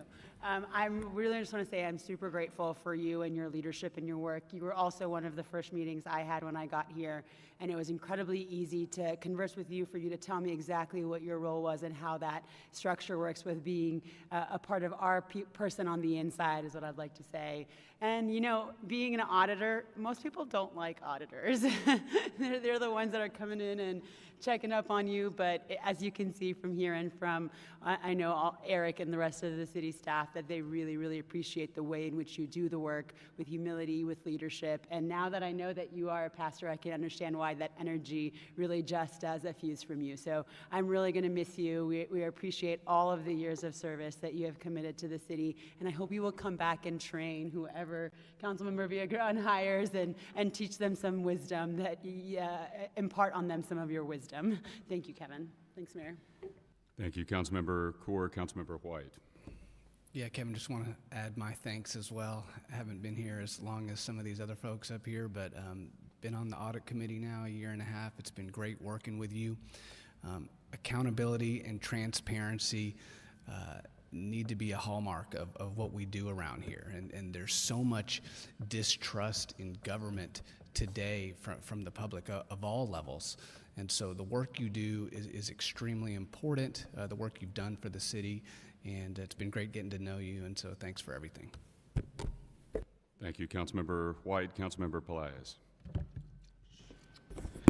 Kevin, I've been making some notes over the past few years of getting to serve alongside you and watching you work, and I have a small report to give you based on the collected evidence that I've analyzed. And I do have the pleasure of telling you that my unqualified opinion on your effectiveness is that you had excellent internal controls. You were always very compliant. You were always accurate and transparency. And after a thorough search, I've not identified any inefficiencies, internal control weaknesses, or security vulnerabilities in you. And nor have I seen any deviations of any standards of excellence. And so, Eric, I recommend no corrective actions on his way out. Thank you.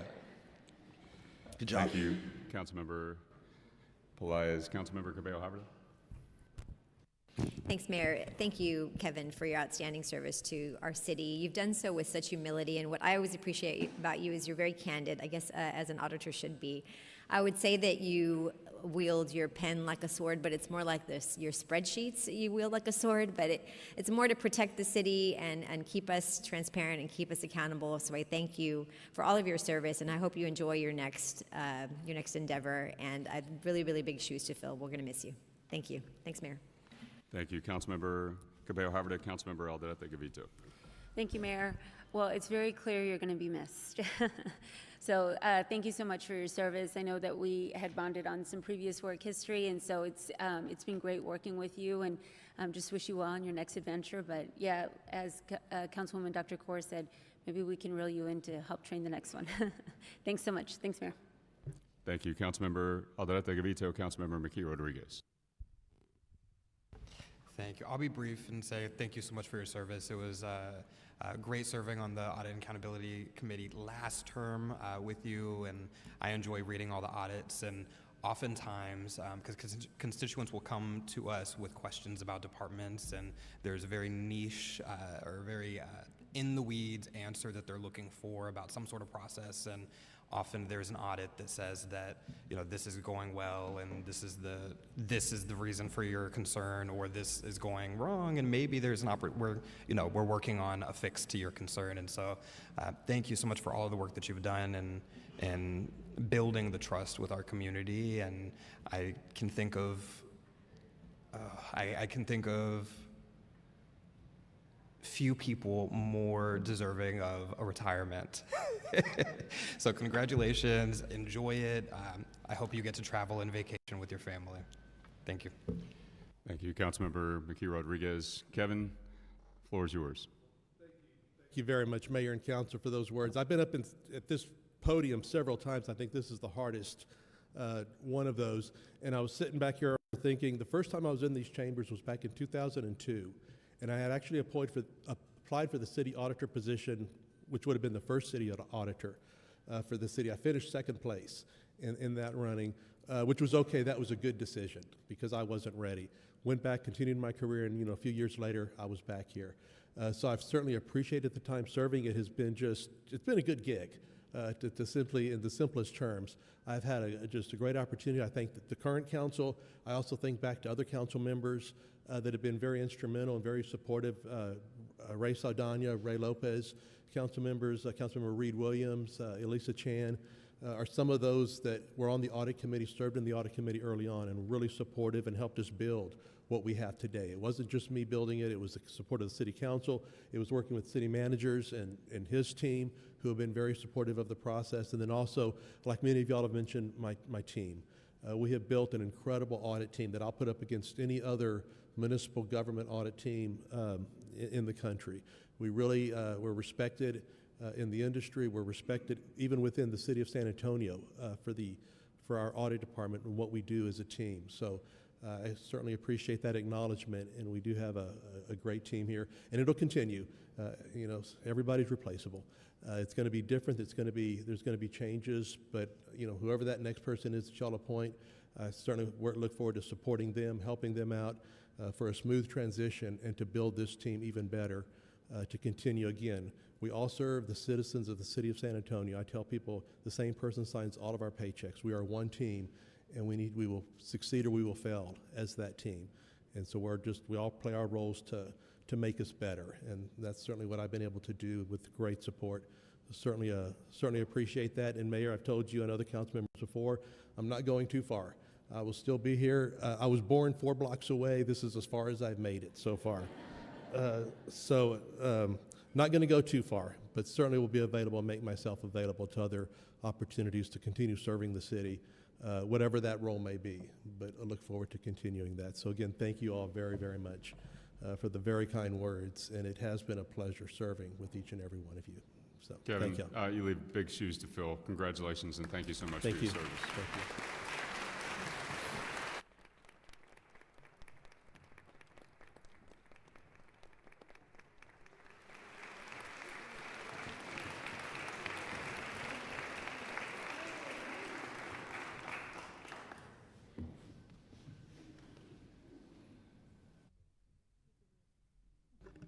All right, now we'll go to our individual items. We'll start with item number 4.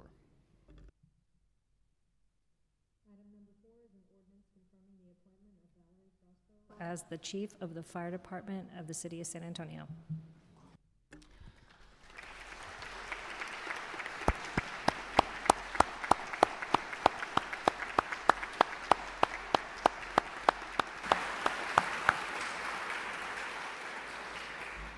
Mayor and Council, I'm proud to bring before you, before the Council, my appointment of Valerie Frosto as the next San Antonio Fire Chief.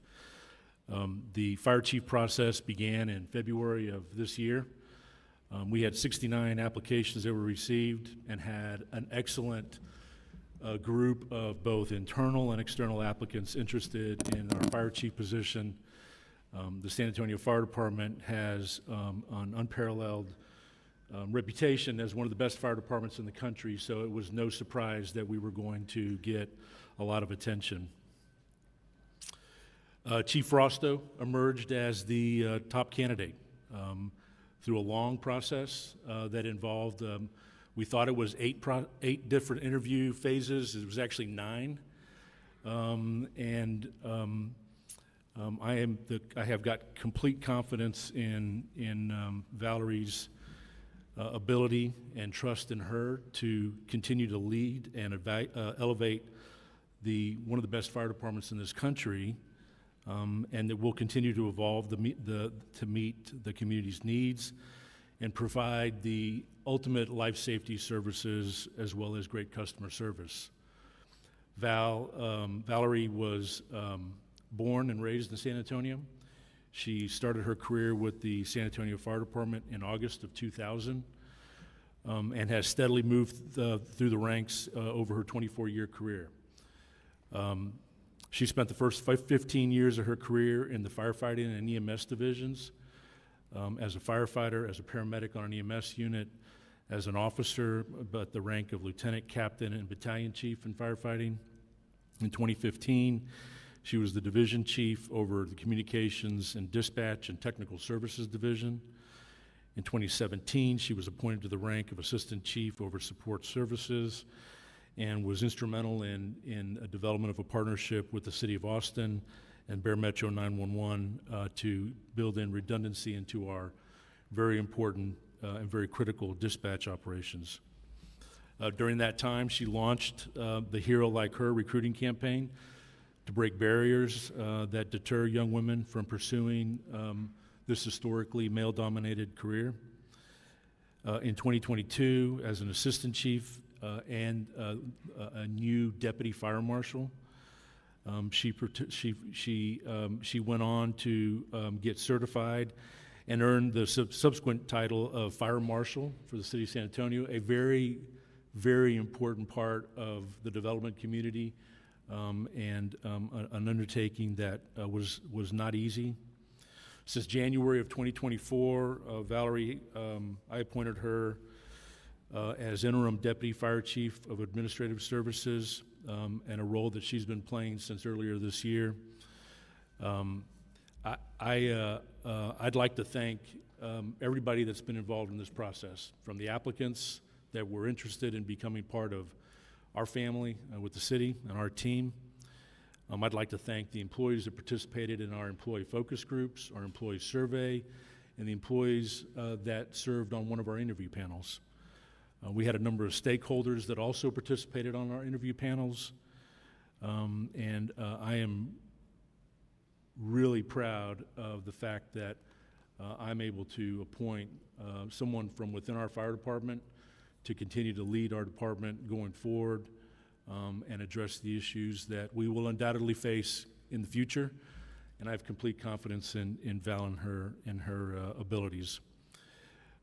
Before I turn it back over to you, Mayor, I did want to thank Chief Chris Monastir, who has done an outstanding job since January of this year of leading the department over the last 10 months in a very steady and effective way. And he will resume his duties as Deputy Chief over Administrative Services effective tomorrow. So, Mayor, I'll turn it back over to you. I am super excited and ready. I know Chief Frosto is as well, and I think I'm happy to see that there are a lot of folks from the fire department in the room today to indicate their support of Chief Frosto. Thank you, Mayor. Great, thank you very much, Eric. The item for us today is the confirmation of the appointment of Valerie Frausto as Chief of the Fire Department of the City of San Antonio, so I'll entertain a motion to that effect. Okay, there's a motion and a second for approval of item number 4. We'll go into the council discussion. I'll just start by saying, Chief, congratulations. We are so looking forward to your leadership. Congratulations to your family, both your own blood family, but also your family in the fire department. You already make us proud. We know you'll take the department and our personnel to new heights under your leadership, so congratulations. Councilmember Mickey Rodriguez. Thank you, Mayor. We always assert that we have the best fire department in the country, and I think it makes sense, Chief, that you would be selected to lead it. I think it's important to note that your appointment and confirmation is historic, and it's worthy of celebration that you'll be the first woman to lead the department. It signifies.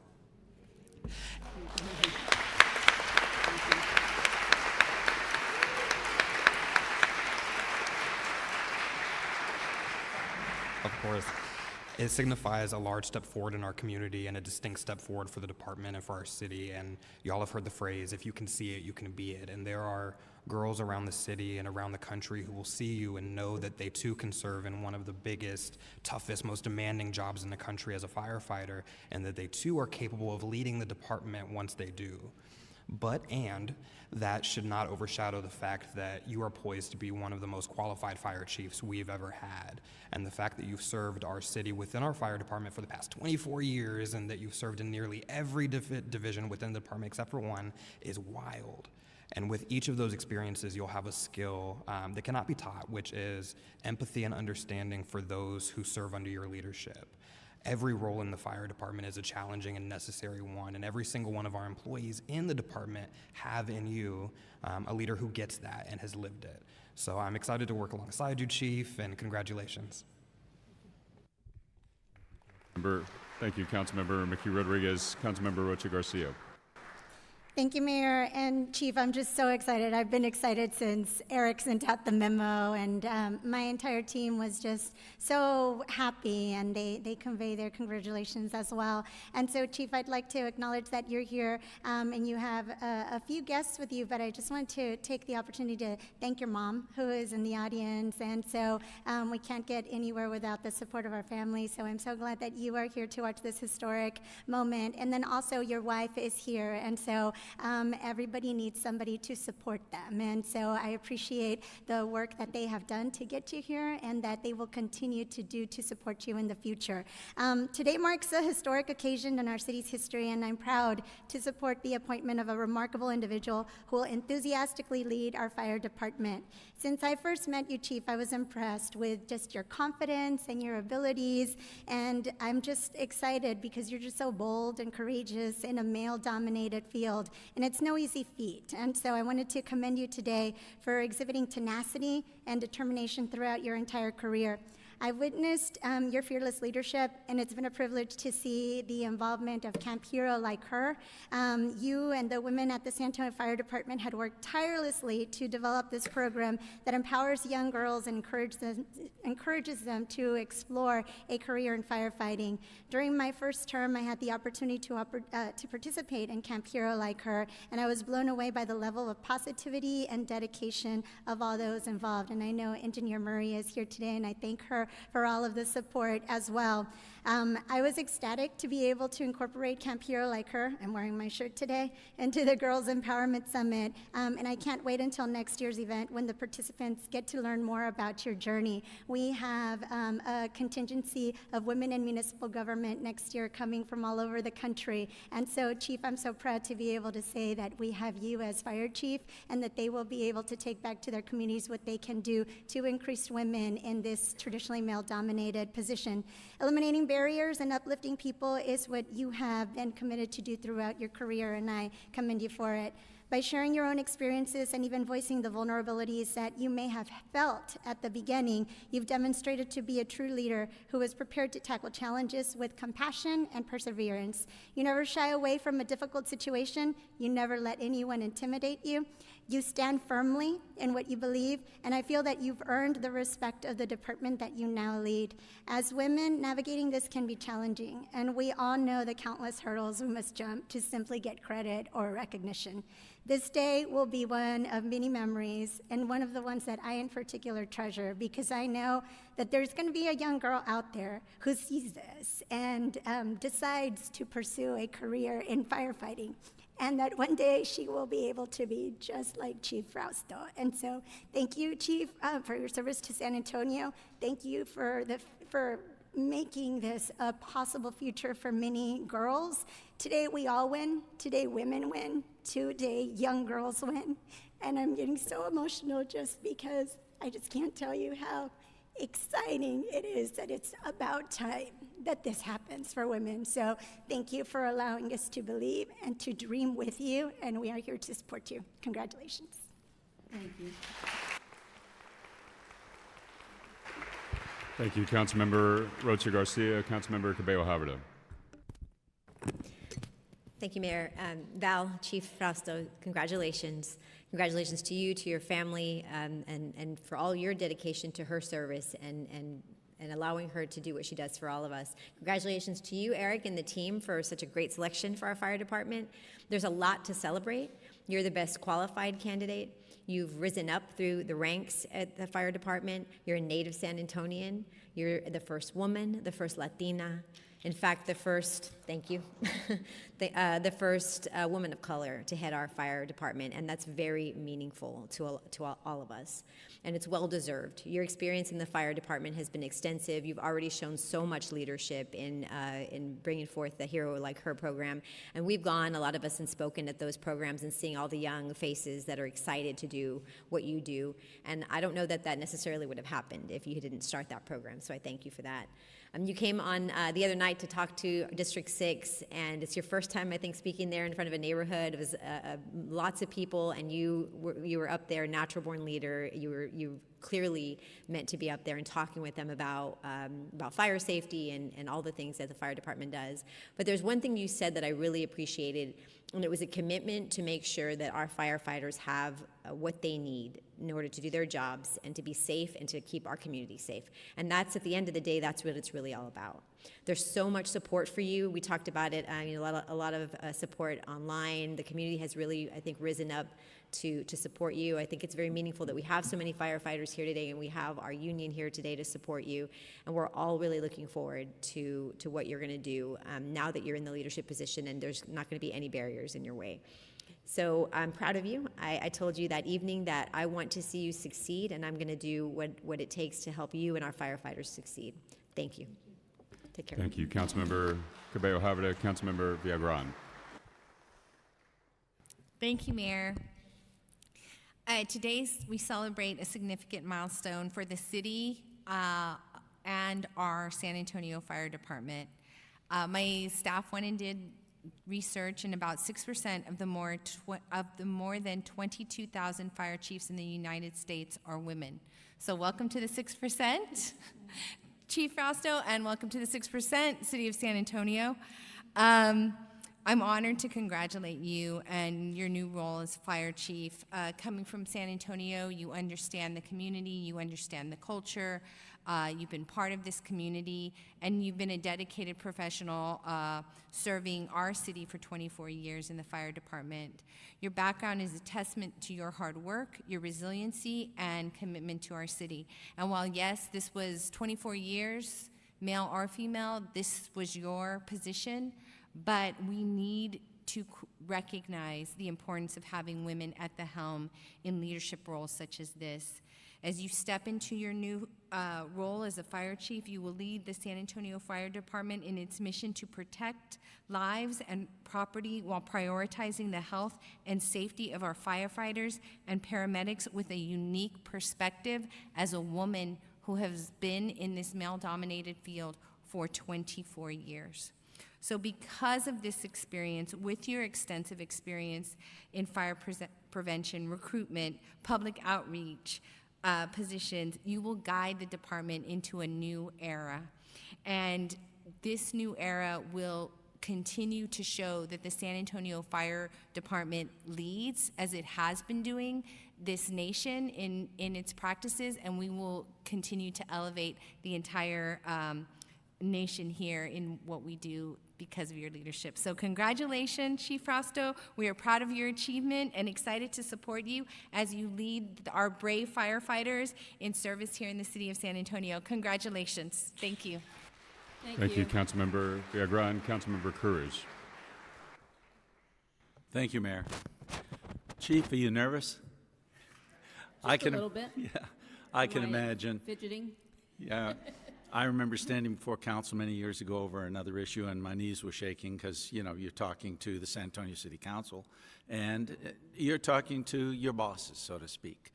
Of course, we go through the city manager, and he's the one who makes those kinds of decisions for us, and I think he's made a great decision bringing you forward as the next chief of the fire department. And you hear a lot of accolades from many of us who have watched or listened or learned about your progress, and I think all of that is well-deserved. But I think that it's what's inside of you that is really the most important thing you bring to this city and to the fire department. And all of that comes from your years of experience and your skills and your ability and your confidence. And all of those are what it takes to really lead a group of men and women in such a challenging career as firefighting. And I know you're going to be up to it, and I hope to see the very best of you come out as your leadership progresses with our fire department. Congratulations, and thank you very much. Thank you. Thank you, Councilmember Courage. Councilmember Kaur. Thank you, Mayor. Congratulations, Chief. Before I even had a chance to sit down with you, I had texts coming in from all of the folks that I know saying how excited they were that you were going to be their chief. And I think that's the sign of a good leader is folks that are ready to be under you and have your leadership at the helm. And of course, you know, I was the one that started the woo to interrupt Councilmember Mickey Rodriguez, but it is so exciting to have a chief of the 7th largest city in the country be a female fire chief. And as a majority female council, we could not be more thrilled, but not only because of that, but because of the accomplishments. And because I can imagine you were probably the only female in your class in 2000 when you started at the department. No, I was one of 3. Oh, wow. Okay, that's great. Well, I'd love to see even more, and I know you will push that forward. But the thing that excited me most about when we chatted was you said I would have never imagined that I would be standing in front of you all today as a chief. And that's how I know you're going to be a great leader, because you're going to come at this from the space of humility. And just like we were just talking about with Kevin, I know you're going to be amazing, and I'm so excited for what you're going to do for our city with the communication vision that you were talking about as well. So thank you, Chief. Thank you. Thank you, Councilmember Core. Councilmember Alderete Gavito. Thank you, Mayor. Congratulations, Chief. This is such a huge day. So excited. You know, I have no doubt that first and foremost, the most qualified candidate was selected. It's awesome to see that you, like many of us, are born and raised here, and that you worked your way up through the ranks, gaining valuable experience and respect. So I love that story. And of course, this is historical as the first female fire chief the city has ever seen. And part of the reason I was late today is because I had my daughter's Halloween festival parade. And it was awesome because, you know, school moms are focused on school mom stuff. And they stopped me and they're like, hey, when's the new fire chief gonna get solidified? And I was like, wow, like they're paying attention and everyone is noticing, and it feels so good to have you lead our firefighters. And I know that obviously as a female working your way up through a male-dominated industry is no easy feat, and you're killing it. And so we're all here to support you.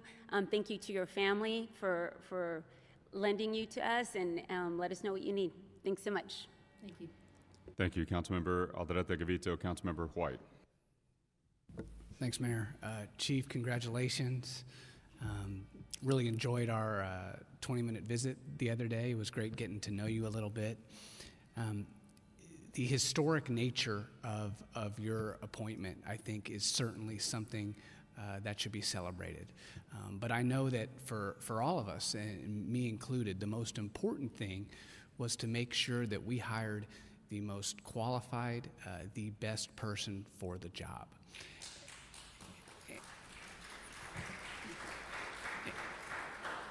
And in talking with Eric and hearing about the interview process, I think it's clear that we've done that.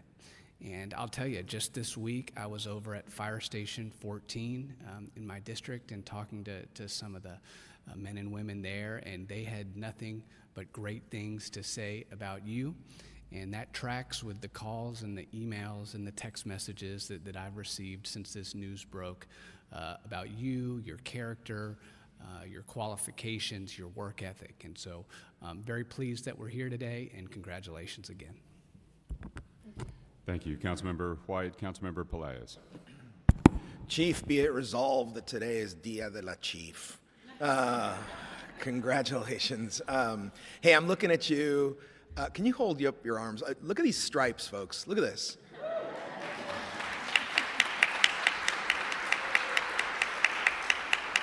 You've earned every single one of those. Tell me how many years you've been with the city of San Antonio?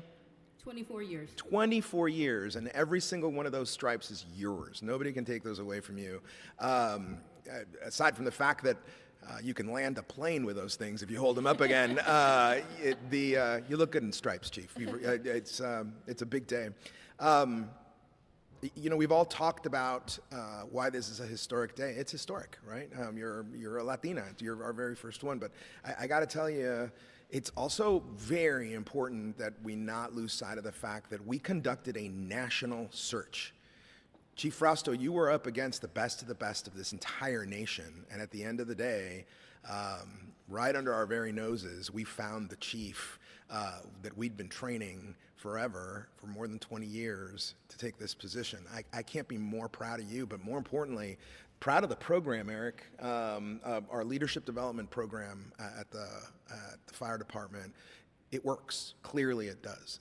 It bubbles up to the top of the people who, are doing wonderful things and leading. I see a lot of men and women in blue and in white out here, and, I know many of you, but, folks like Stephen Rustin over here, our battalion chief, impressive people, right? And then I've got people in the state substations over in my district that I've gotten to meet and, gone out into the community with, just to hand out food, teach people about stop, drop, and roll, and CPR classes and all that. And I'm impressed by every single one of them. You are going to be leading a very classy group.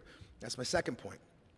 It should also, I think, not be lost on anybody that we are hitting the reset button here.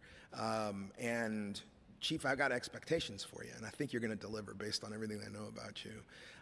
I'm looking for a new tone and tenor at our fire department. I'm looking for class and humility, and I think you bring that to the table. And those of you that I've talked to about this, Chief, that's what I'm hearing from you, from folks: class and humility. And it's a fresh of breath air.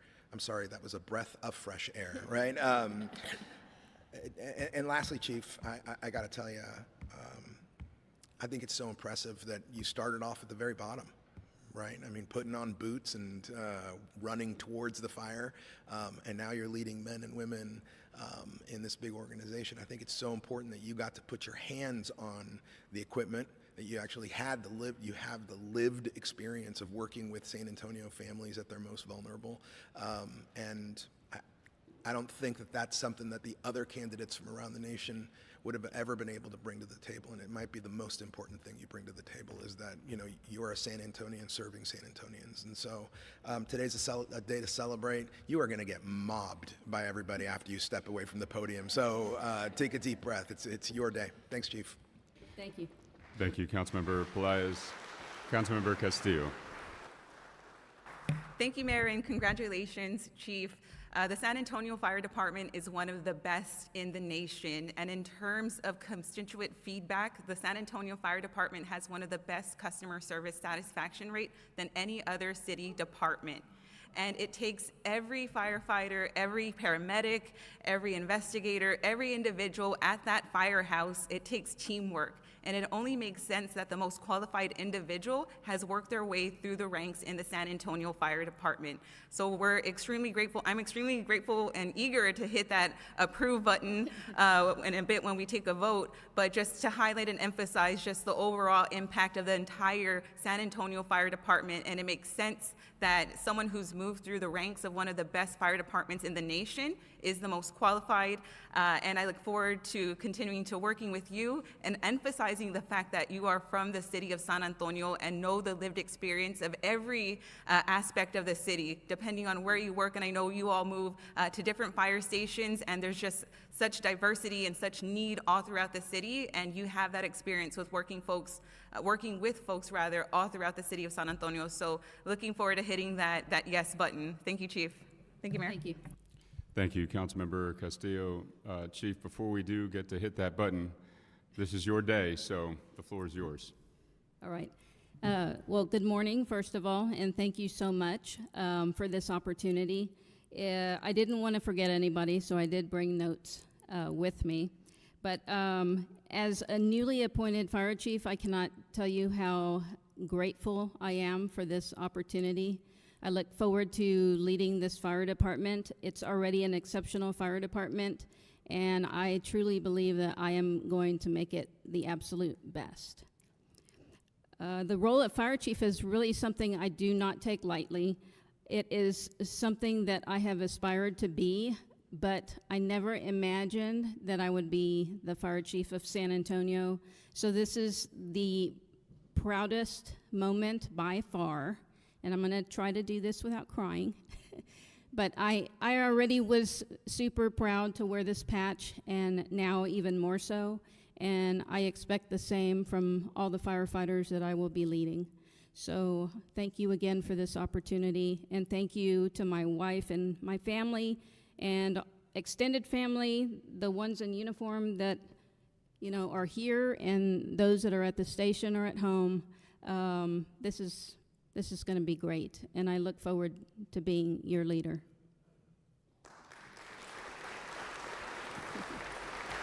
Well, hold on a minute. Let's make it official, then we can give her a standing ovation. Let's push the button. Please vote. All right, now it's official.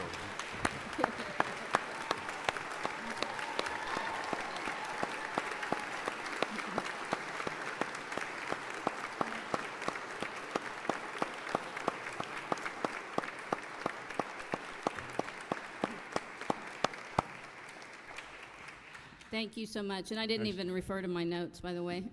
All right, one more step, and we all get to see you get sworn in, Chief. I, Valerie Frosto, Do solemnly swear do solemnly swear that I will faithfully that I will faithfully execute the duties execute the duties of the office of Fire Chief of the City of San Antonio, of the City of San Antonio, beginning November 1st, 2024, beginning November 1st, 2024, for the state of Texas. for the state of Texas. And I will, To to the best of my ability, the best of my ability, preserve, preserve, protect, protect, and defend and defend the Constitution the Constitution and laws and laws of the United States of the United States and of this state. and of this state. So help me God. So help me God. Congratulations. Thank you. Thank you. Thank you. Thank you. Thank you.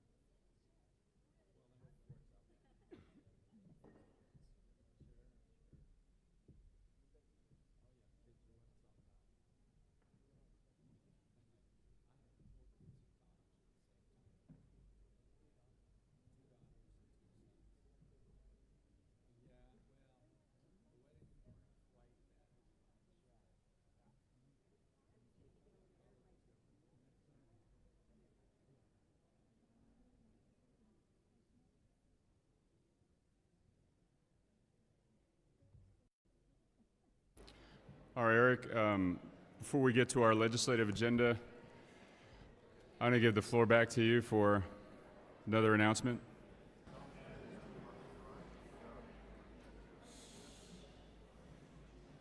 Thank you, Mayor. I know there's a lot of excitement, but just in keeping with the theme of the last couple of items of humility, I wanted to recognize and honor a remarkable career of Assistant Police Chief Karen Fox, who has served with integrity and commitment with the San Antonio Police Department for 35 years.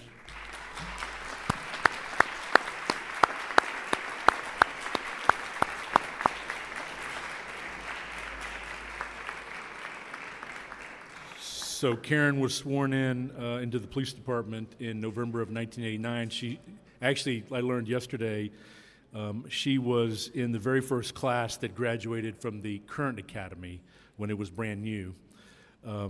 Karen began her journey on patrol and then moving up to detective.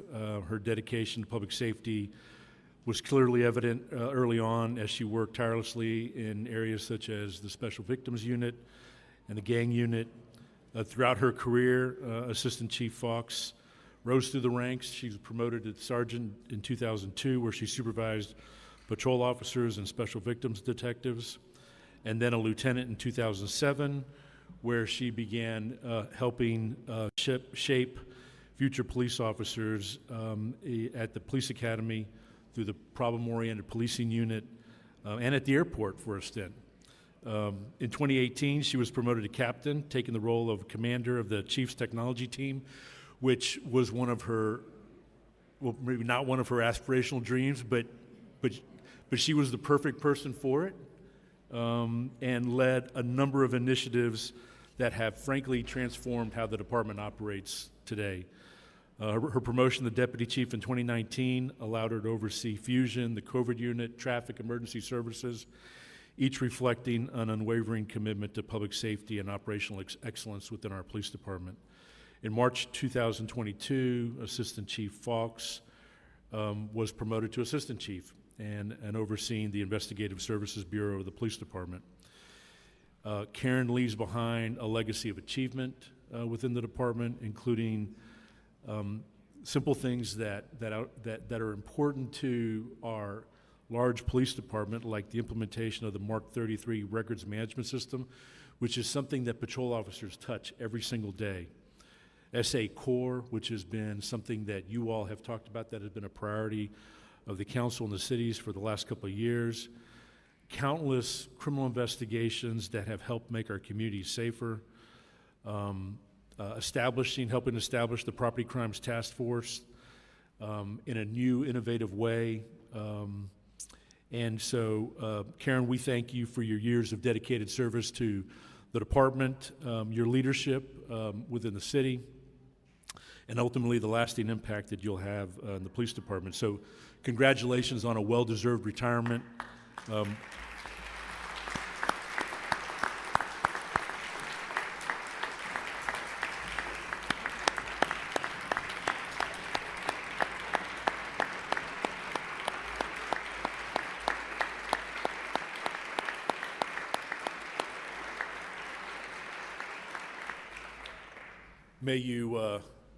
May the next phase of your life be as fulfilling, and don't hesitate to every call us if you need anything, because I'm almost positive Chief McManus is going to be calling you, and so we'll just make that reciprocal. But thank you for everything you've done for our community and the department, and we'll miss you, but 35 years is a long time, so we appreciate the service to our community. Thank you. Thank you, Eric. I appreciate that. Thank you.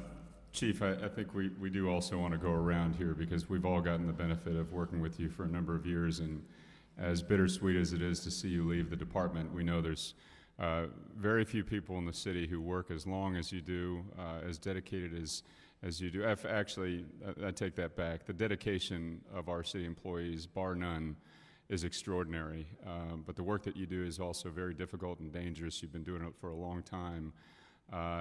And so you deserve some new vistas and some very well-rewarded new professional opportunities of your choosing. We're going to miss your barbecue as well, so I hope you don't. Hope you go too far, which I understand might still be an opportunity for us as well. But we're going to go around a little bit because we always have appreciated your friendship as well as your dedication to the city. So we'll start with Councilmember Aldana-Tegovito. Thank you, Mayor. Thank you so much for all your years of service to our community.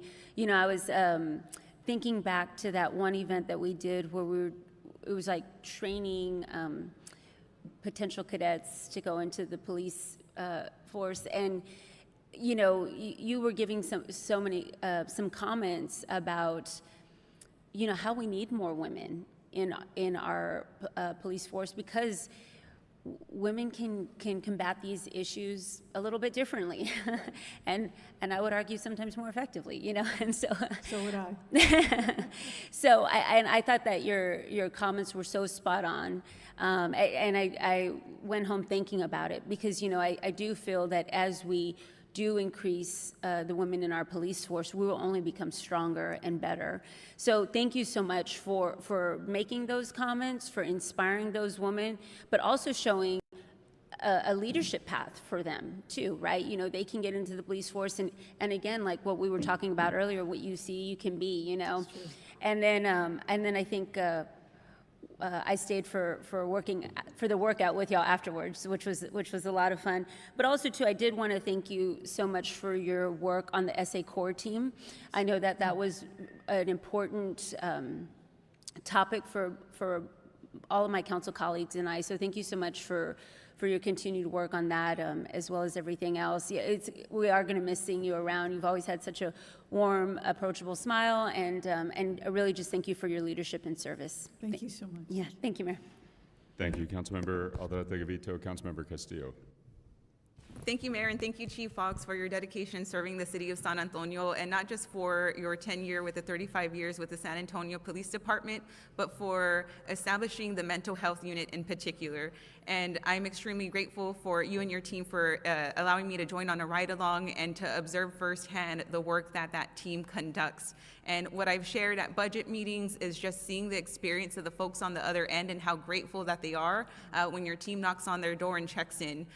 They're very moving stories. It's very important work that team does. And I'm extremely grateful that we've continued to see the expansion of SA Core and all the great work that team does as well. But just to emphasize your role in the creation and establishment of many of these units, and how oftentimes, I think one of the first comments I had with you was how I had toured the Denver Star program, and I didn't know that the city of San Antonio had the mental health unit, that we are already doing this work, and how we can talk about it more and invite folks to neighborhood associations. And oftentimes in communication with community, I'm always talking about the work of you and your team, and I think it's great work that the city of San Antonio is doing, but just wanted to thank you for your service and establishing the mental health unit and SA Core. Thank you, Mayor.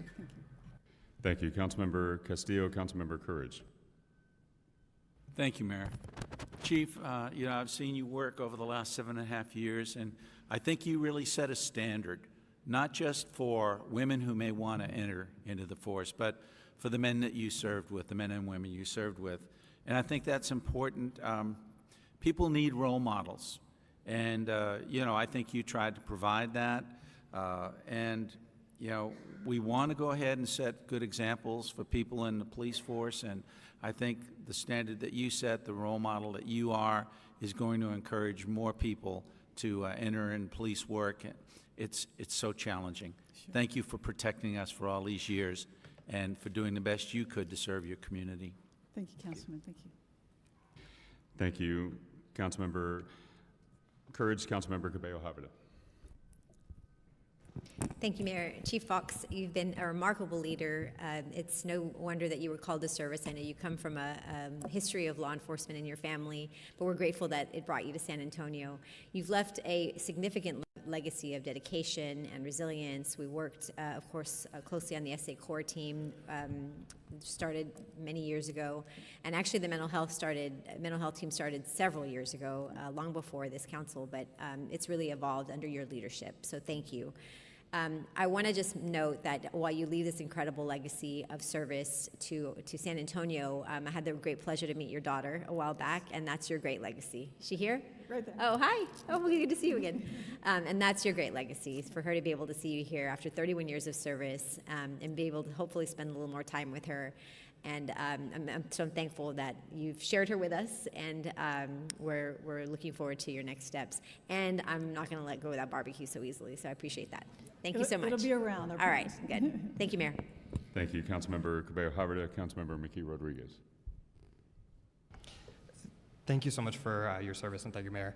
I won't echo too much of what everyone said, but ditto. Thank you so much for your long service. It's fantastic. The impact that you've been able to have on the department, a positive direction. The police department, the fire department, these are beasts, and you've had an impact, and that's phenomenal. And I'm grateful for that, and I know so many members of our community are as well. So I hope that before you do whatever is next, that you take a long vacation with your family as well. You deserve it. I'll have 18 days off before the next opportunity. Make them last. Thank you so much. Thank you, Councilmember Mickey Rodriguez. Councilmember Viagran. Thank you, Mayor. Thank you, Chief. So when I started with the police department in CRT as a civilian, I remember you were moving in, it was so many years ago, but you were working, and you were working towards a goal. And Geraldine was still there, and I is she here? Right there. Oh, great. And so and there was that role model, and I know she was looking for retirement, and I'm like, what's going to happen when she's gone? Who's going to step up and take the role and make sure that our women in law enforcement are really being heard and seen? And I want to thank you for taking up the mantle and being part of that cheering squad and just moving it forward so that we see emphasis on recruitment, that you have been the voice that says we need more and we need to do better. And we are, and we're getting better. And I thank you for serving for so long, because I know there's probably opportunities before where you're like, this is it, I'm gone. But for your continuity and being here for this long, it just means a lot to see where the department was all those years ago, the 20-teens, and where we are now. And so thank you so much for this. Enjoy your retirement. Know that you always have a home with the City of San Antonio to come and advise, and you can always serve on a board or commission. Thank you. That's right. Thank you so much. Thank you. Thank you, Councilmember Viagran. Councilmember White. Chief, I'll just briefly echo the comments of my colleagues. Thank you for all of the work over the years. By all accounts, your work ethic, your dedication to the police department is second to none. So thank you for serving and protecting our community. And I'll just say, for me, it seems like every time I get to interact with you, you're always upbeat and happy and full of joy, and I love that as well. So thanks for everything. Thank you. Thank you, Councilman. Thank you, Councilmember White. Councilmember Kaur. Thank you, Mayor. I just wanted to say thank you so much for your service and echo all of the comments of my colleagues that the work around mental health is, I think, one of the most important things, if not the most important things that you all do. Thank you. Thank you, Councilmember Kaur. Councilmember Rocha Garcia. Thank you, Mayor. Chief, thank you so much for your service. Just incredibly grateful for all that you have done with the SA Court team, but also the Women in Policing. So those are some of my favorite opportunities to just go and see how excited other women are to join the SAPD. And then also wanted to thank you because you do a lot of work that people might not notice or might not know about, and in particular, the partnerships that you've established with the business community. And talking to them about how to help secure their areas, the security in and around their businesses, and then even the financial crimes aspect of it. So wanted to say thank you for that. It has been noticed by the business community. I get a lot of feedback, and they mention you by name. And so another plug, right, for your barbecue. If y'all don't know, it's K-Bob's Barbecue. She has a food truck. She's like at every event possible. So follow follow her, and I recommend, well, she does seasonal barbecue sauces. So I don't know which one you're working on right now, Chief, but whichever one is, I highly recommend that you try all of them. But thank you so much, and thank you to your daughter, especially thank you for waiting so long today for us to honor your mom. She's a very special person to us and to the city of San Antonio. So thank you for your extended service as well, for allowing her to work so hard on behalf of our residents. And Chief, congratulations. Whatever it is that you're doing next, I'm envious, but I know you're going to bring the same energy that you have brought to SAPD, and I'm looking forward to the great work that you will continue to do. So congratulations. Thank you, Councilwoman. Thank you. Chief, as I bring Chief McManus up here, I do want to say one thing. It's not lost on any of us in our country right now. This is the most difficult time to be in policing work, and to do it with a sense of community, but also with utmost integrity is something that we are very, very grateful for. Chief, I've said that about you. I also will say that about you, Chief Fawkes, and the rest of your command staff. That's rare to have this side of the organization and that side of the organization in such lockstep in a community, and I think our community is better off for it. I'll say this a little bit in jest, but I'm kind of serious. We were not involved in any of your decision-making, but this chief tried to leave one time too, and he came back. So the door will always be open for you, Karen, and we are very grateful for your service. Chief McManus. Thank you.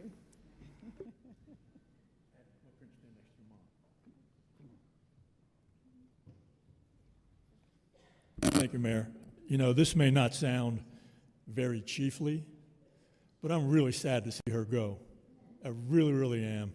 She has been such an integral part of the department, the command staff, for so many years.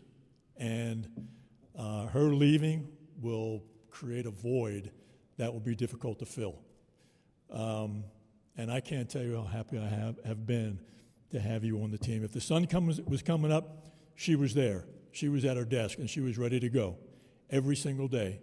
And she will follow the legacy left by Geraldine Garcia, who was, Jerry, raise your hand again, of retired Assistant Chief Geraldine Garcia. Karen will leave her own legacy behind for others to follow. So Karen, thank you so much. Love you. Congratulations.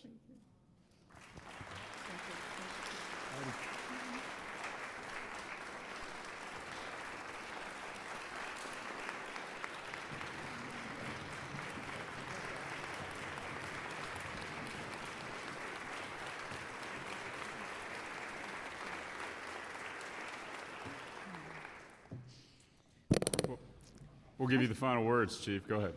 I should retire more often. This is very nice. No, first I want to say congrats to Val, and I'm glad that my daughter was here to see this historic day. So thank you for allowing us to be here to witness this historic moment. Yeah, absolutely. It's been an honor and privilege, really, of my life. Hopefully I'll get through this without crying. To serve this incredible city. I wasn't originally from San Antonio, but I am now. And it's been just a privilege in my lifetime to work alongside my brothers and sisters at the San Antonio Police Department, the best police department in the country, and to work for Chief McManus, who is, hands down, the best police chief in the world. And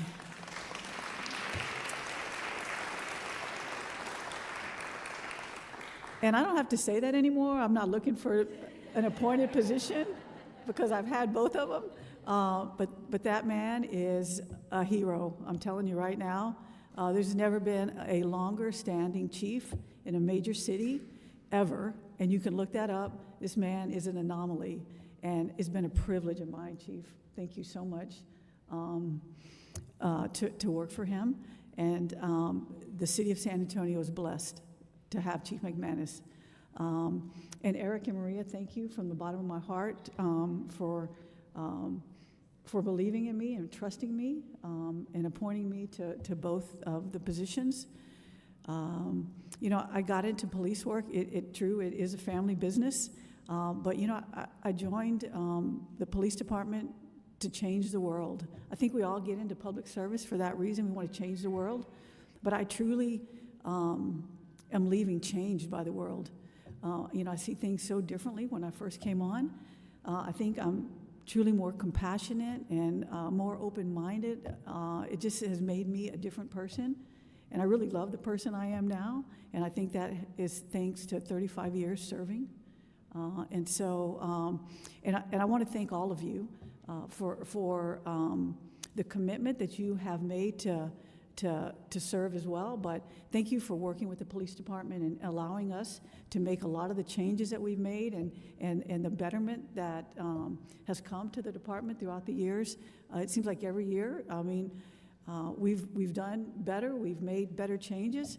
When departments across the country were defunding their police, y'all stepped up and gave us more money. And so the only way that a department can be good is if the community supports us and if the city leadership supports us. And you've done that for us. And so, you know, I'm forever grateful to be part of a city and part of a police department that's supported. And so I'll be forever grateful. And just thank you for today. And thank you for, I know all y'all weren't here. Some of you probably weren't even born in 1989, but thank you for allowing me to spend my entire adult life serving the community and the residents of the city of San Antonio. Thank you. Thank you. We're going to miss you, Karen.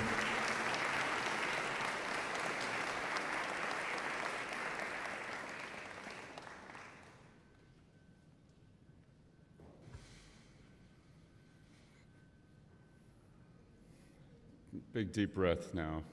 We're going to miss you, Karen. All right. I think we'll go to item number 5 now.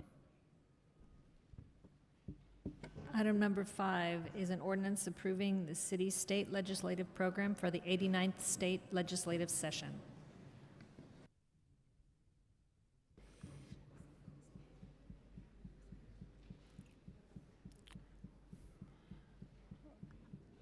Sally, is that, you going to give us a presentation or?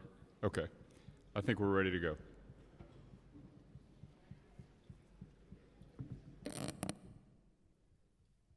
Good morning, actually almost good afternoon, Mayor and Council. What an amazing and very happy day for all of us today. I promise only good news today.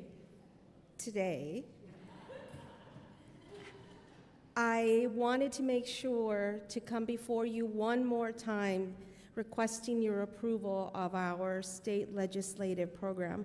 It's been an amazing opportunity to work with so many individuals, with the city, with you, your leadership, and our community partners to get to this point. If we can bring up the PowerPoint. Today's presentation is a follow-up to the October 2nd B session, where I laid out the full 89th state legislative program. The existing draft program includes the council agreed upon updates that the council requested that the IGR committee worked on over the course of several months. By way of background, as you see here, these are the 5 pillars that are comprised of the program. Our initiative section, protection of community interests, community development, public health and safety, and lastly, infrastructure and resiliency. With your green light today, the city's program will be our blueprint during the 2025 legislative session to represent the San Antonio community in 2025. The initiative section includes the East-West business corridor, and this is a very important community project, and we really appreciate all the already given and voiced support for this initiative. This will include the development for an east-west business corridor in the southern region of San Antonio, providing access to existing major manufacturing employers and those to come in the future. As you know, manufacturing and retail growth has been in abundance on the south side of San Antonio, making it necessary to invest in additional infrastructure, transportation growth, and economic development investments that have already been made and more to come. The East-West Corridor will connect major employers, businesses, and the rest of the city to the state's highway system, and preparing for the future is part of what we're aiming to accomplish with this initiative. The infrastructure will support additional jobs, at least 2,000 that will come in the very near future. Our program also includes protection of community interests. Protecting the city and the community's interests is where we spend the majority of our advocacy time during the state legislative session. Our goal is to preserve the voice of the community through your leadership so that you have the ability to develop local ordinances, maintain the ones that you have, and make sure that you are creating the policy and funding decisions in the best interest of the community, as well as protect Military City USA through our missions and our assets, and continue to grow the tools that we access to protect those missions. One great example is the Defense Communities Infrastructure Program grant, where we have already secured $33 million. Plus, additionally, protection for our municipally owned models for SAWS and CPS. Community development section includes support for those local and state tools that we benefit from in order to recruit and retain major employers and compete for those major sporting events and conventions with competitors across the country.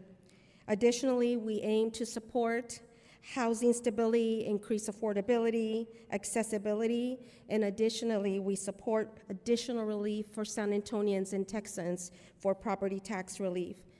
The state of Texas last session already invested over $18 billion for property tax relief, and we look forward to additional opportunities for tax relief for San Antonians in the state. Under workforce, we support legislation that invests in continued education and job placement programs to add additional support to the local investment the city of San Antonio has already made for our San Antonians in the workforce space. Plus, increase access to childcare to provide support for the growing workforce, as we know that this is a challenge for individuals going through workforce and training programs. Under public health, and safety, this is a robust section that includes support for access to health care for all San Antonians. Mental health, in addition to long-term psychiatric care, has been identified as a needed priority in San Antonio. Additionally, food assistance and food security is an item that is part of our program under public health. We will definitely work forward and work with all our entire state delegation in order to file legislation that will encourage not just responsible pet ownership in San Antonio, but also improve the health and safety of our residents and pets. We will work with our CCDV partners in the domestic violence prevention space to support efforts to mitigate and prevent domestic violence in our community, as well as support responsible firearm safety and resources for the prevention of firearm violence. The last pillar, infrastructure and resiliency, we support legislation that ensures and funds infrastructure, connectivity, affordability, and broadband for all San Antonians. In coordination with our transportation partners, we will support legislation and funding to meet the needs of our transportation needs across the city, reduce congestion, and address aging infrastructure, as well as pedestrians' safety through our Vision Zero initiatives. There are ongoing state discussions about helping communities to prepare for extreme weather events and natural disasters. We will work closely with the state of Texas and leadership to support additional tools and support for local governments and communities to prepare our first responders and our communities against the impacts of extreme weather events and natural disasters. This slide represents an update to the state legislative program after several discussions with the council and with Councilman McKee Rodriguez. Here is the updated language that it will be part of our local governance language section in our program. We propose to oppose legislation that is discriminatory based on race, color, religion, disability, sex, sexual orientation, gender identity, veteran status, age, or national origin, and/or undermines the city's non-discrimination ordinance. Next is an update on the proposed dangerous dogs legislation. We have continued to work closely with Animal Care Services and with our city attorney's office, as well as with our state delegation, to move towards bill filing and eventually the beginning of the legislative session. I wanted to update you today. These are in preliminary form.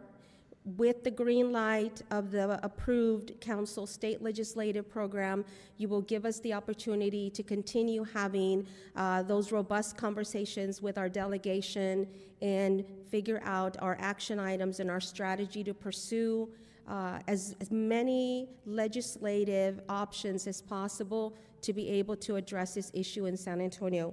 The list that you see here includes witness affidavits. This essentially revolves around securing a sworn statement from a witness that would include an option for the witness to have their information undisclosed until needed during court proceedings. Add a definition for bodily injury and a Class B misdemeanor. This is similar to the bill that our representative filed last session. We will work with our delegation to find the best path forward for refiling this particular language. The next one is confidential reporting and investigative process. Again, this is to make it easy for residents to feel comfortable to make those reports when there is a need in the community to provide this information to our animal care services when reporting. Penalties related to previous convictions. We are proposing to enhance penalties after subsequent incidents are happening in our community. And then lastly, ownership regulations. We're proposing language to create a criminal offense of possession of an animal by a person who has been previously convicted of an offense involving an attack by a dog. Again, these are preliminary discussions that we are having with ACS and with the city attorney's office. We look forward to working with you and our delegation to advance the opportunities for this legislative text to be filed and heard during the state legislative session. This slide includes some developing items that you are familiar with. I wanted to make sure that you were aware that we're tracking and monitoring the BYOB establishments discussion. A discussion has already taken place in the Public Safety Committee, and it has been referred to the IGR Council Committee. The vaping buffer zones CCR is scheduled to be heard November 20th at Public Safety, and we will be tracking and monitoring that as well as it makes its way to the IGR committee. The third one is increased penalties for low-level property crimes. We are having ongoing discussions with SAPD, with our partners at SAPOA, and with Central to understand the issue as well as determine the best path forward for these items. For the legislative dates of interest slide, it has been a long path getting here.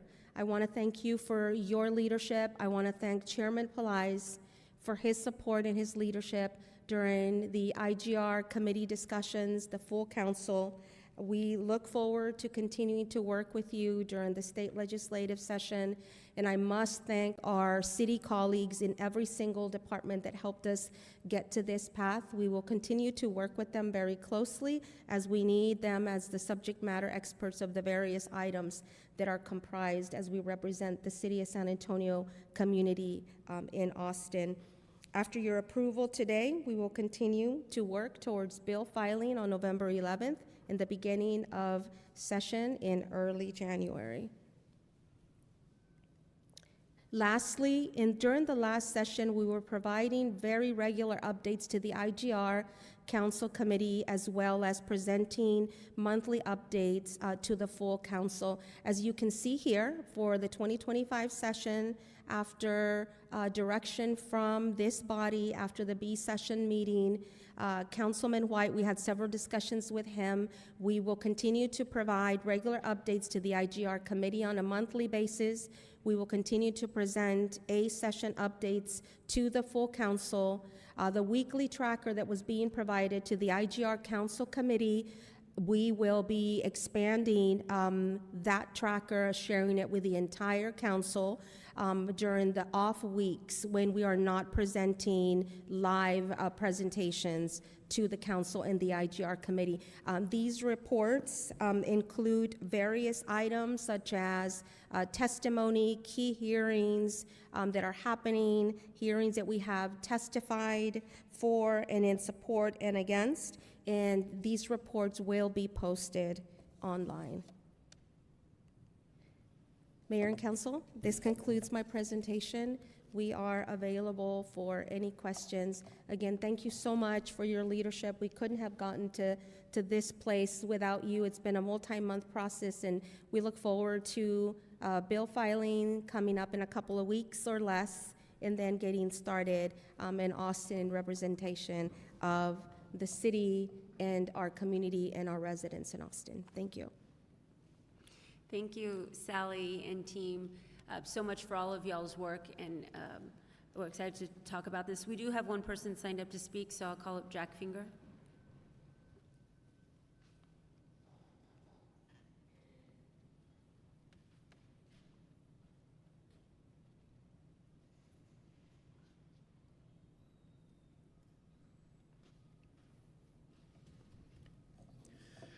Well, Mayor Pro Tem, other members of our illustrious San Antonio City Council, once again, for the record, my name is Jack M. Finger, and I wish to bring to your attention a few concerns about your legislative agenda here.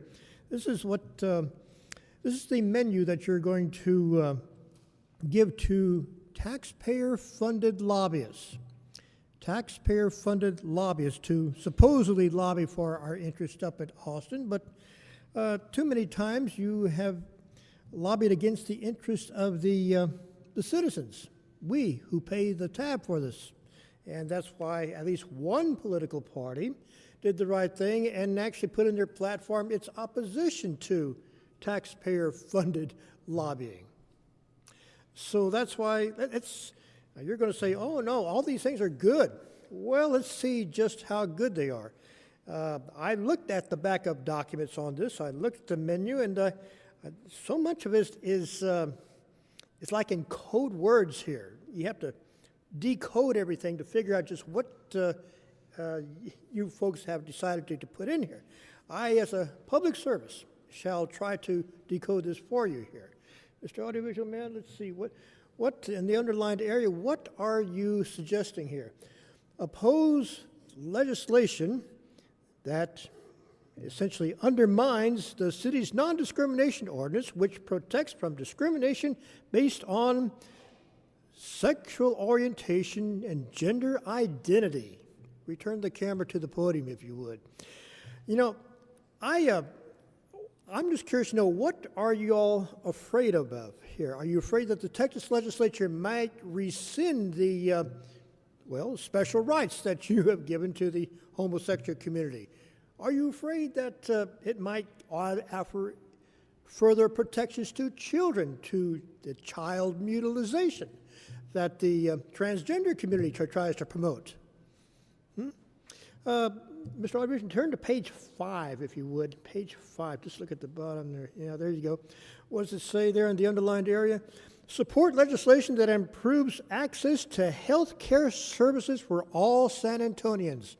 Now, this is a real coded language here. All health care for all San Antonians. What kind of health care? Is it the kind that you promoted, which is pro-abortion, such as the Reproductive Justice Fund?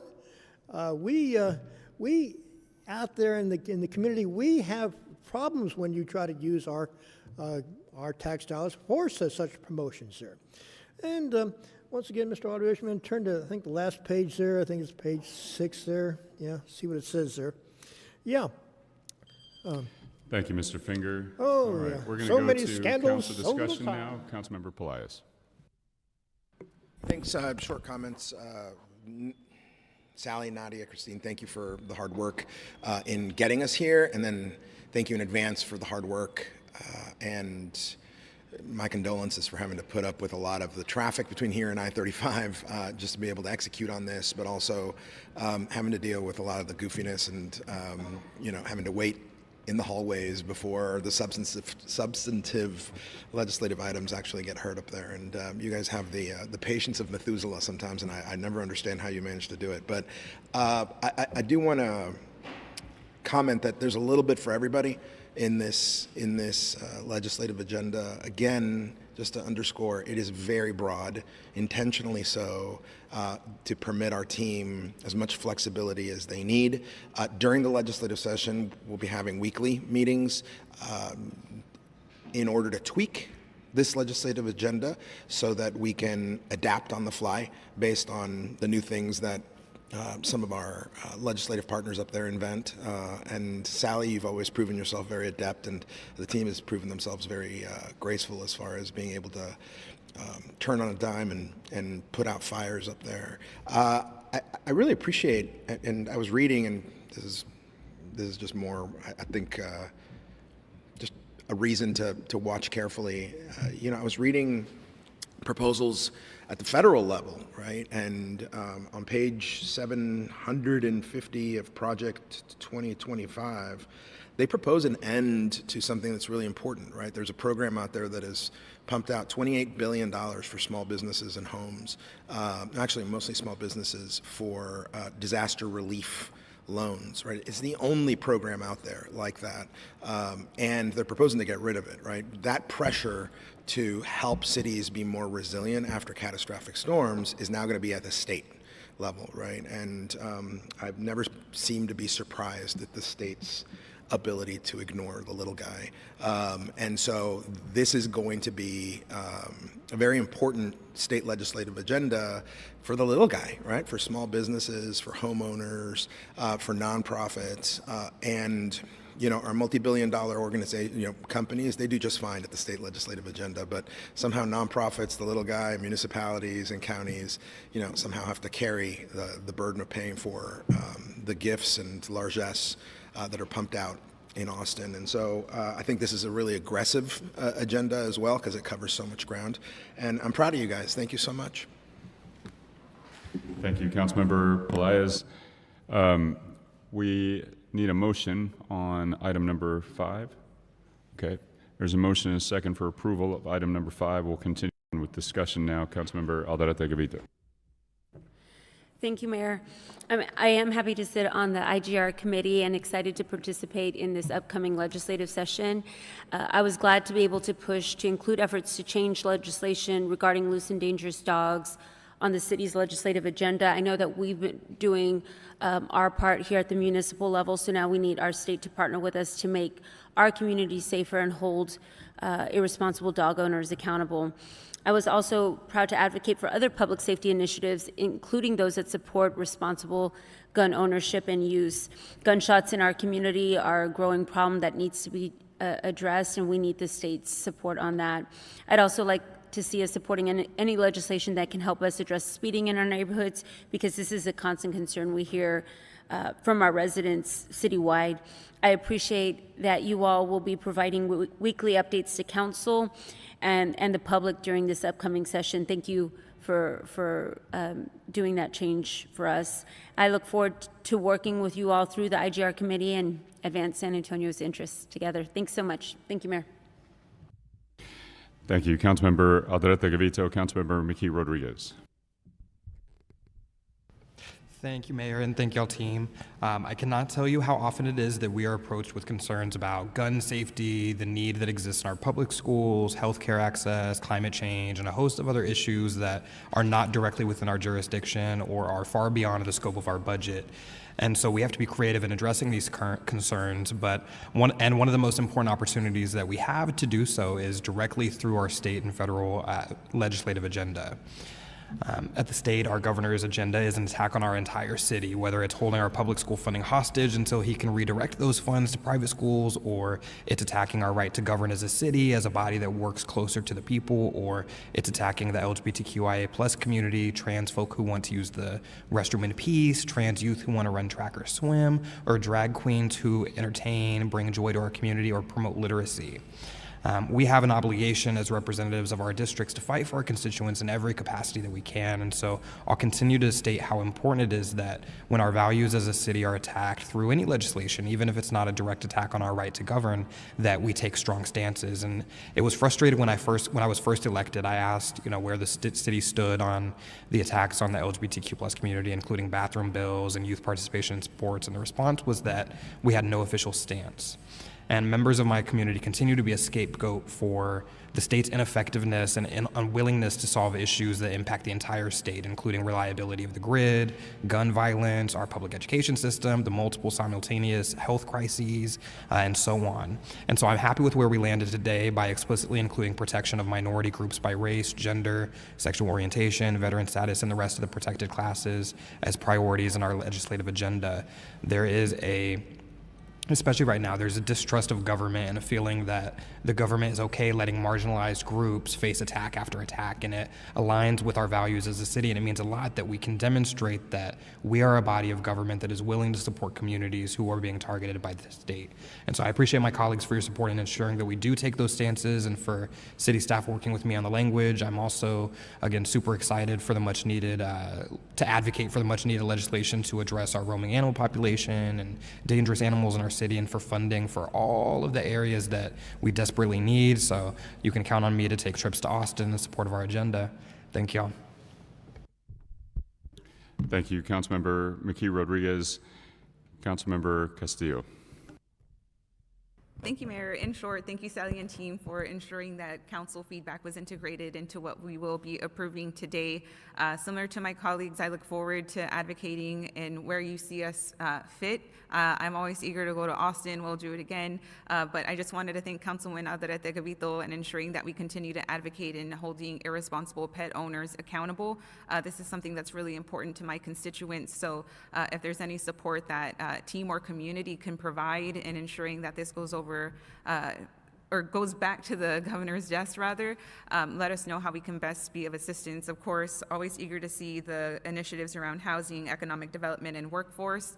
I know they're going to be really long days, but here to support you all, and I'm hopeful that we'll see some movement on some of these items. Thank you, Mayor. Thank you, Councilmember Castillo. Councilmember White. Thanks, Mayor. Thanks, Sally and your team. I want to echo Councilwoman Castillo's comments about being responsive to what you've heard from the 11 of us up here. Not only the situation with the loose and stray dogs, but the vaping issue that we've talked about. Extremely excited again to see that's a big one that I believe the legislature should do something about, along with the low-level property crimes that we know are taking place, especially down here in downtown San Antonio and around the city, that our men and women in uniform on the streets have told us they'd like to see some help with. So excited about the substance of that. I also want to thank you for committing to have transparency in this process. I talked about the fact that it is our citizens' tax dollars that are going towards some of these lobbying efforts in Austin, regardless of how I may feel about that. That's what's going on, and so it's important that our community understands what exactly it is that we are advocating for. And so the commitment to have, I guess, weekly postings online so that the public can see exactly what bills we're fighting for and what bills we're fighting against, I think is extremely important. It goes towards that accountability, that transparency, and so I'm very pleased with that. The final thing I'll say is something that I think Jeff said and others said in the very first meeting we had on this several weeks ago. I expect that we are going to uphold the commitment that we are not going to get involved in partisan political issues. We know that this time up in Austin, there will be issues related to abortion. There will be issues related to boys playing in girls' sports and others that have become political lightning rods. And I think it's incumbent upon our folks to not get involved in those partisan issues and to simply focus on the issues that are set out in your agenda. Thanks, Mayor. Thank you, Councilmember White. Councilmember Courage. Thank you, Mayor. I want to thank the IGR committee and Sally for the work that you put together in the presentation here. And I think on slide 2, when we lay out the 5 pillars that we're looking to underscore the issues we're going to be following, I understand that they're broad, and so it's probably a challenge for anybody to be specific about an issue, but I understand that as individual issues come up during the session, we'll be better informed about what those are, how they fall into these pillars, and how we can advocate, because that's what we do.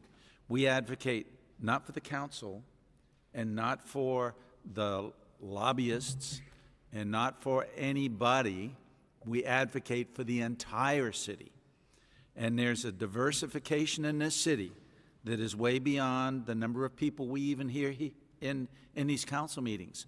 And so we need to be able to pay attention to any of those issues that can affect the lives of many of us in this city. And that's what your job is. And then our job is to be supportive of that when we know it's going to affect the lives of the people who live in San Antonio. There's probably going to be 1 or 2 issues that we as council members may be discussing with people in our community. And they may say, well, what about this particular thing? Well, we want to be able to come back to you, Sally, or your team and say, can you tell us about this particular thing? And then we can go back and say, yes, it's being considered or addressed because of a discussion in the House or the Senate about bill number whatever. That's how we'll kind of individualize a lot of the issues that may come up during this next legislative session. I have total confidence in your team, and I have total confidence in this council to ensure that the best interest of all of the citizens of this city are represented by how we work with the legislature. You know, and it's unfortunate sometimes we don't hear from everybody in the city.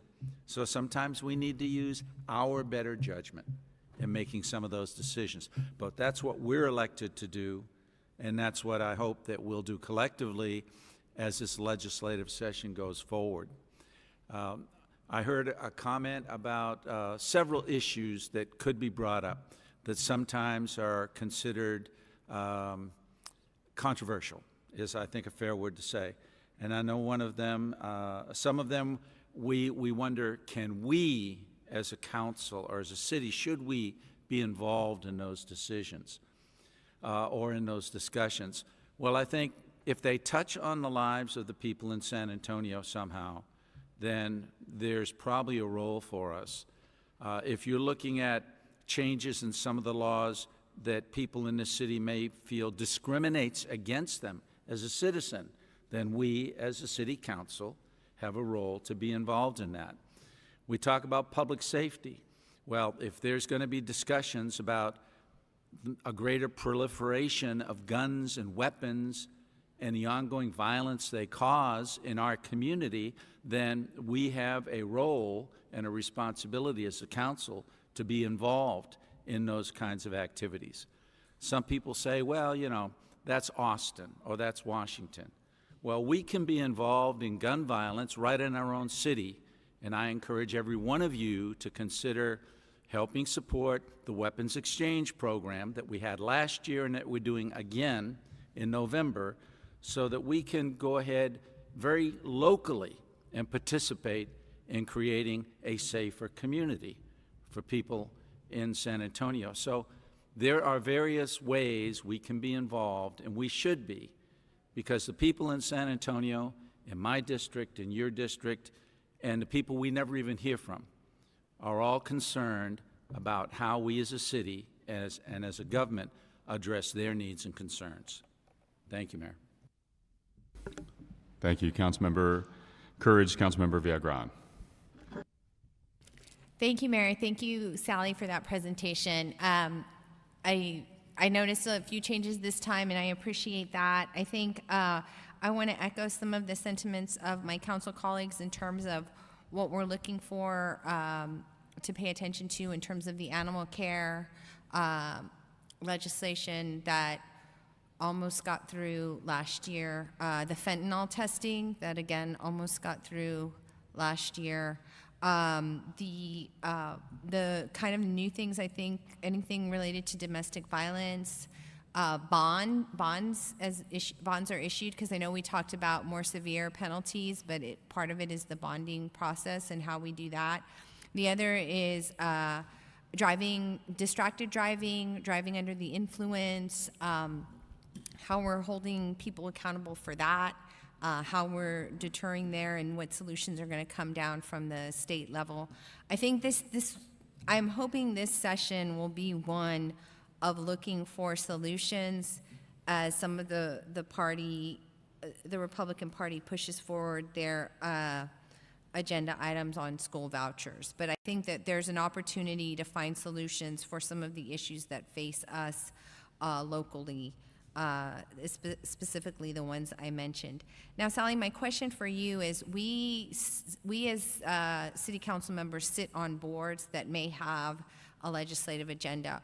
Are you coordinating with them, or do we just have them contact your office when they want to coordinate with our appearance there? And I'm thinking specifically the pension fund for our public safety, Visit San Antonio Education Partners, and then the national. Well, we don't sit on the board. We're very active with the National Parks Conservancy. Do you want us to contact you if they reach out for us to be part of that? Either way, Councilwoman, the ones that you mentioned, we do collaborate and talk with. Many of those we track their discussions when they meet monthly for their monthly meetings. But if you want to have them contact us, we definitely welcome the collaboration during the session to work on areas that we can align.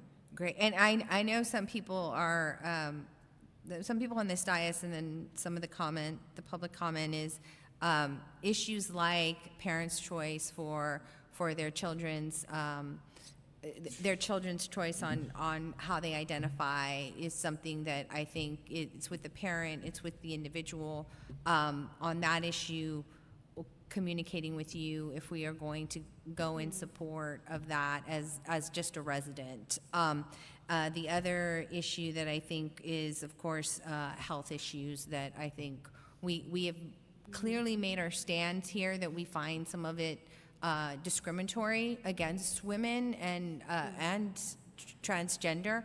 And I want to make sure that we as the council understand that we've taken anti-discrimination stance here. So I want to see how we can work with that as we find out on November 11th what exactly is going to be moved forward and what exactly is going to be on the agenda. But other than that, I think things like the East-West Business Corridor, economic development, making sure we focus on that local control. I think there's going to be a great many opportunities where CPS is concerned for energy options. So just making sure that the community knows, our San Antonio and Bexar County stakeholders know that we as a City Council are ready to help where we can. So thank you for your work, thank you for your effort, and just keep us posted if requests come in, and if not, we'll send people your way when we're invited. Thank you. Thank you, Councilwoman.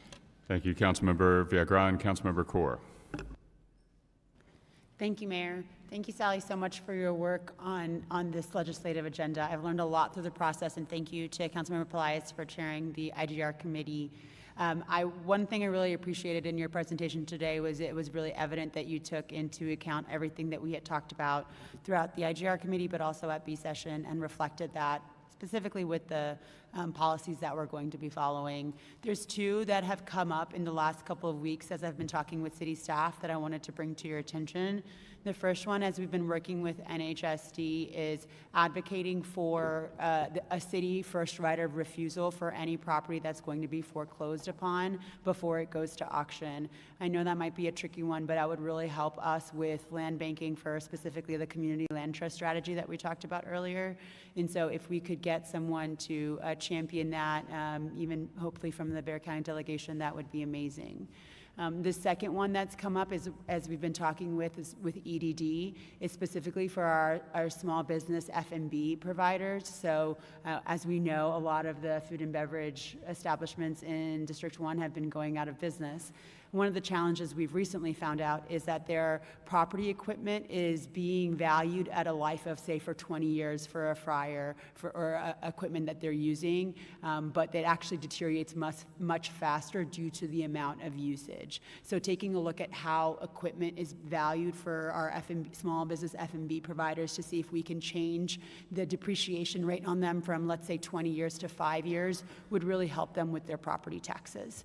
So those are two things that have specifically come up for us that we would love for you all to keep an eye on and potentially find some advocates for as well. And then I know some of my council colleagues have already mentioned the partisan issues, and it's we're, 5 days away from, I think everybody's holding our breath still, but I just want to say that we have so many diverse, unique perspectives in the city. And so yes, it's important for us to make sure we're putting the things like we've just talked about that are going to really affect the impact and impact the work that we can do as a city, but it is also our responsibility to represent our people. So just because it's not a city issue, it's also important for us to understand that the people that elected us, have a lot of issues that we should also be advocating for. So as a female athlete, I welcome all folks to play in female sports, whoever wants to identify as such. But thank you so much. Thank you, Councilmember Kaur. Councilmember Rocha Garcia. Thank you, Mayor, and really just wanted to take the opportunity to say thank you for all the work that you all have done and for listening to our concerns and our advice and recommendations, and I appreciate all the work that you do together with our partners as well. Looking forward to a strong legislative session. I let Sally know that I was asked to be on a panel about preemption for National League of Cities, and so I do want to just remind us, right, that there's still a very real threat about that. And so I'd hope that you all have some strategies, including communication strategies, to figure out what we would do in some of these cases, because we have a wonderful wish list of things that we want for our community, but the reality is that we may be stopped at some of these areas. So I just want to know that you all have some sort of a strategy, and I know that that you all do. So I appreciate maybe a conversation offline later just to learn more. But thank you. Thank you, Mayor. Thank you, Councilmember Rocha Garcia. Any further discussion on the agenda? I thought it was well stated, so I'm not going to add much to it other than my thanks to you, Sally, Nadia, the entire IGR team, Christine. It's going to be a busy session, I know, and a lot still hangs in the balance depending on how things go on Tuesday. But I do also agree that we have a responsibility up here to cull through the noise, not only in Austin, but also in our own backyard to take positions that best represent our community. This is our stated position as a city of San Antonio, so this is no small thing that we're adopting here. And as we go and advocate as a city, we're not as individuals, we're going as the city of San Antonio, provided that we're going through this legislative agenda. So make no mistake, by voting for this legislative agenda, we are adopting a consensus document that states our position as a city. Whether you agree individually on some of the finer points or not, this is our position. It does not mean it's the end-all be-all either, because I know that there's a lot of creative, dumb ideas that come out of Austin every session, and so we're going to have to be on our toes, ready to take positions on those if they offend or in somehow negatively impact or potentially positively impact our community. So we're ready for that as well, and we can take positions as that may encounter. So with that, I will call the vote unless there's a question. Councilmember Courage. Thank you, Mayor. I just know that one of the key issues last time and one of the key issues this time will be vouchers, and I wanted to know that if our stand in what we're taking forward includes opposing vouchers and letting state representatives know that we oppose vouchers.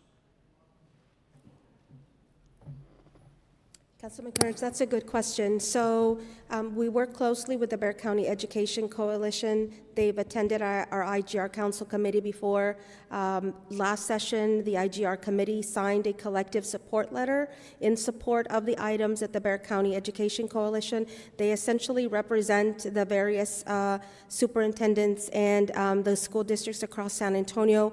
Vouchers is not an item spoken to directly in the current state legislative program. It speaks to support for education and training, but not specifically vouchers. Well, you know, then I think this council should clarify our stand on public education.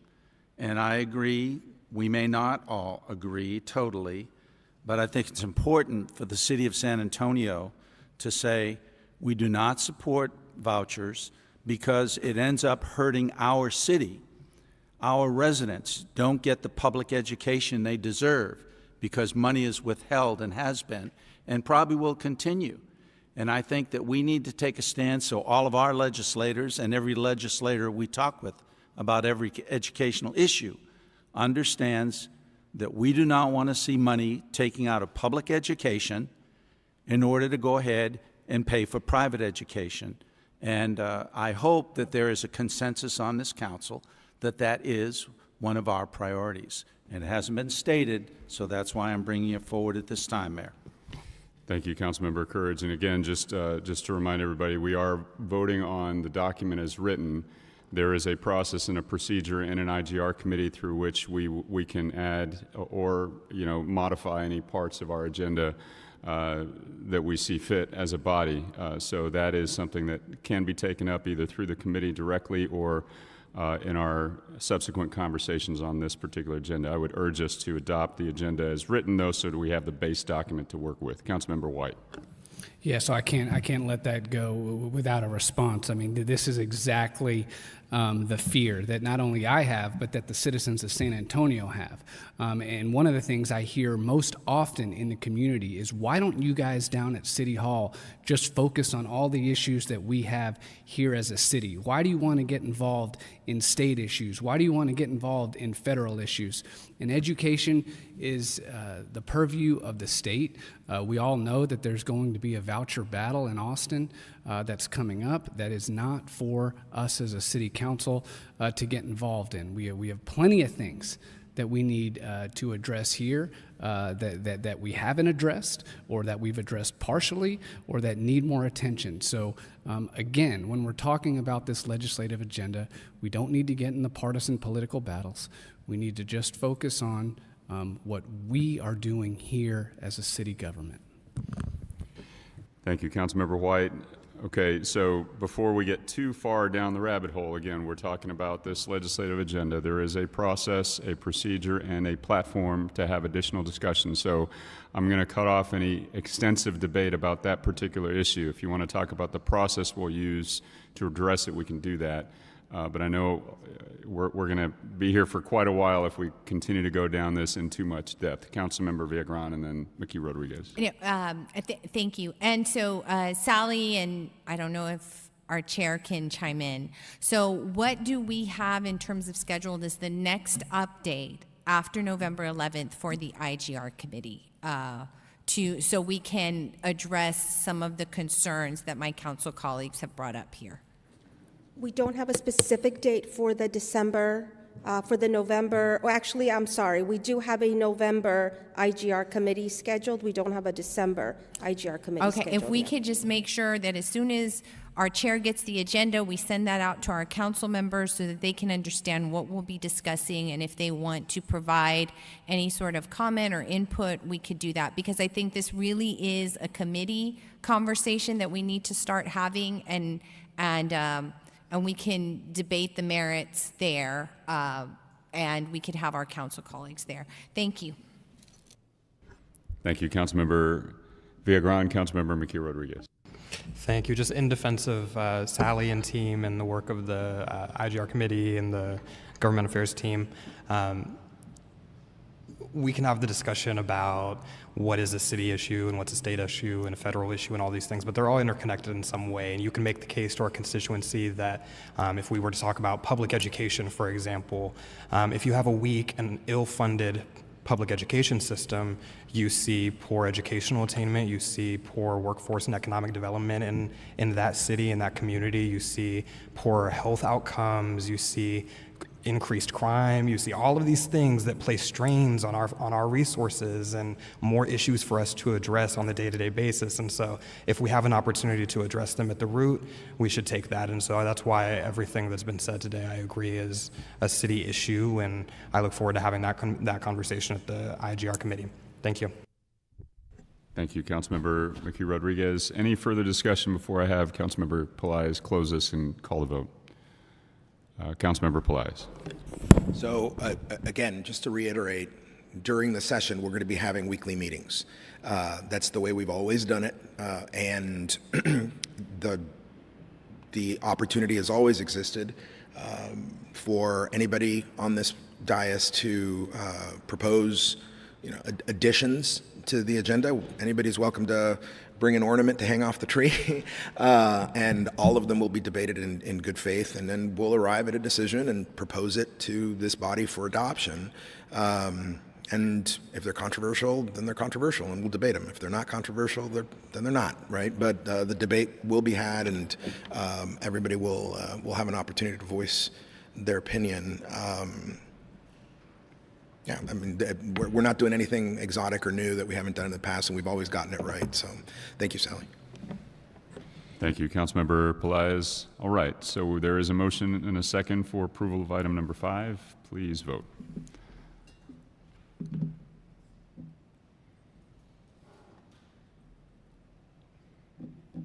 Motion carries. Thank you, guys, and we'll be seeing you very soon. Eric, is there a city manager's report? Yes, sir. Real quick, wanted to share a couple of events with the council on our first item. As you all know, that our solid waste department participates annually in the in rodeo events. This year on October 5th in Georgia, our drivers, mechanics, and equipment operators had a chance to show off their technical skills. I wanted to share with the council that we had 2 individuals from solid waste who won first and second place in terms of the truck mechanic field, and with best overall scores on the mechanic competition, Omar Perez and Jack Smith.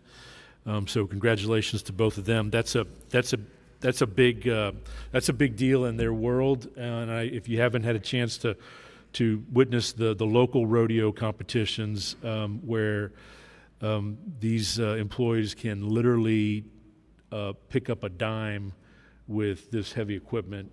It certainly is a skill, so congratulations to both of them. Number 2, Mayor and Council, this Sunday we're having our employee appreciation event at the zoo.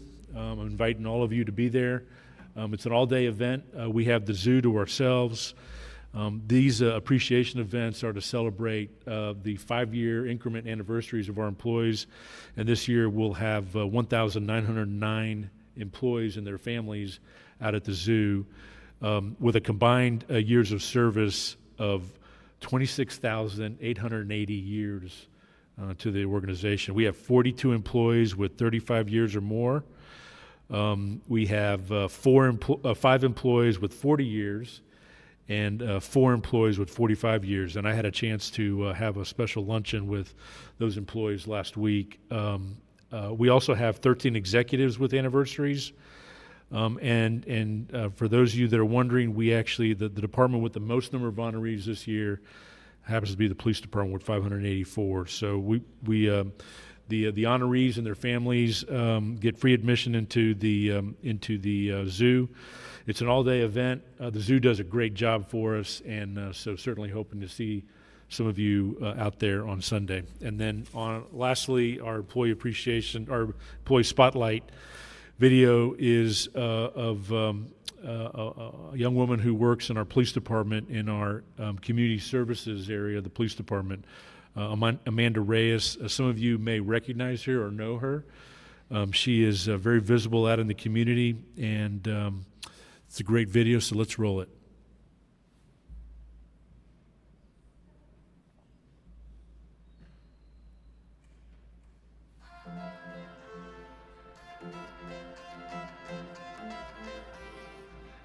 You guys doing okay? Yeah, thank you guys so much for coming. I appreciate it. Thank you. Hi, my name is Amanda Ramirez, and I am a Community Services Supervisor here with the San Antonio Police Department. I've been with the City of San Antonio going on 9 years. So our department is fairly new. It's about 2 years old. It's called the Community Engagement Unit. My role here is I serve as a bridge between the City of San Antonio and the San Antonio Police Department. As you can imagine, we work with a lot of different community partners, community stakeholders, building relationships with folks. Hello, thank you so much for coming. You're doing okay? Thank you. I do a lot of community events. No day is ever the same. One day I could be attending an HOA meeting, to food distributions for our seniors, to having meetings with our community stakeholders to see how we can partner. Core values that I exemplify would have to be teamwork and integrity. I believe trust and transparency is vital to our community. That's what matters to me the most, and I think it's important to have those, to exemplify those when serving our community. Being able to see people come together in a positive light, it's heartwarming, and it feels great to be a part of that and to witness that.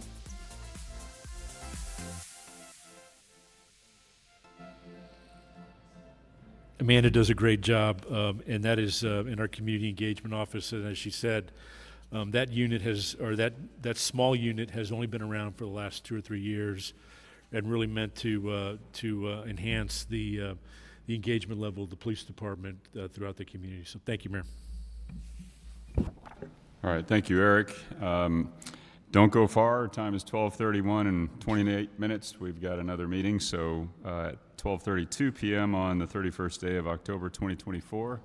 Our A session is now adjourned. See everybody back at 1 o'clock.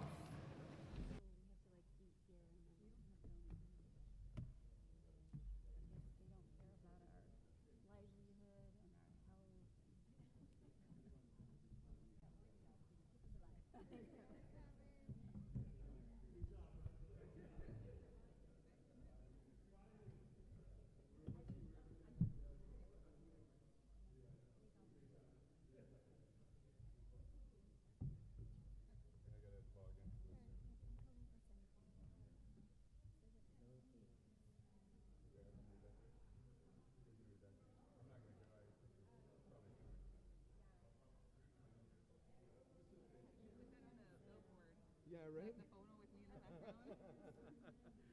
You know what I'll do is I'll put it on my mailers. Thank you for the endorsement, Eric.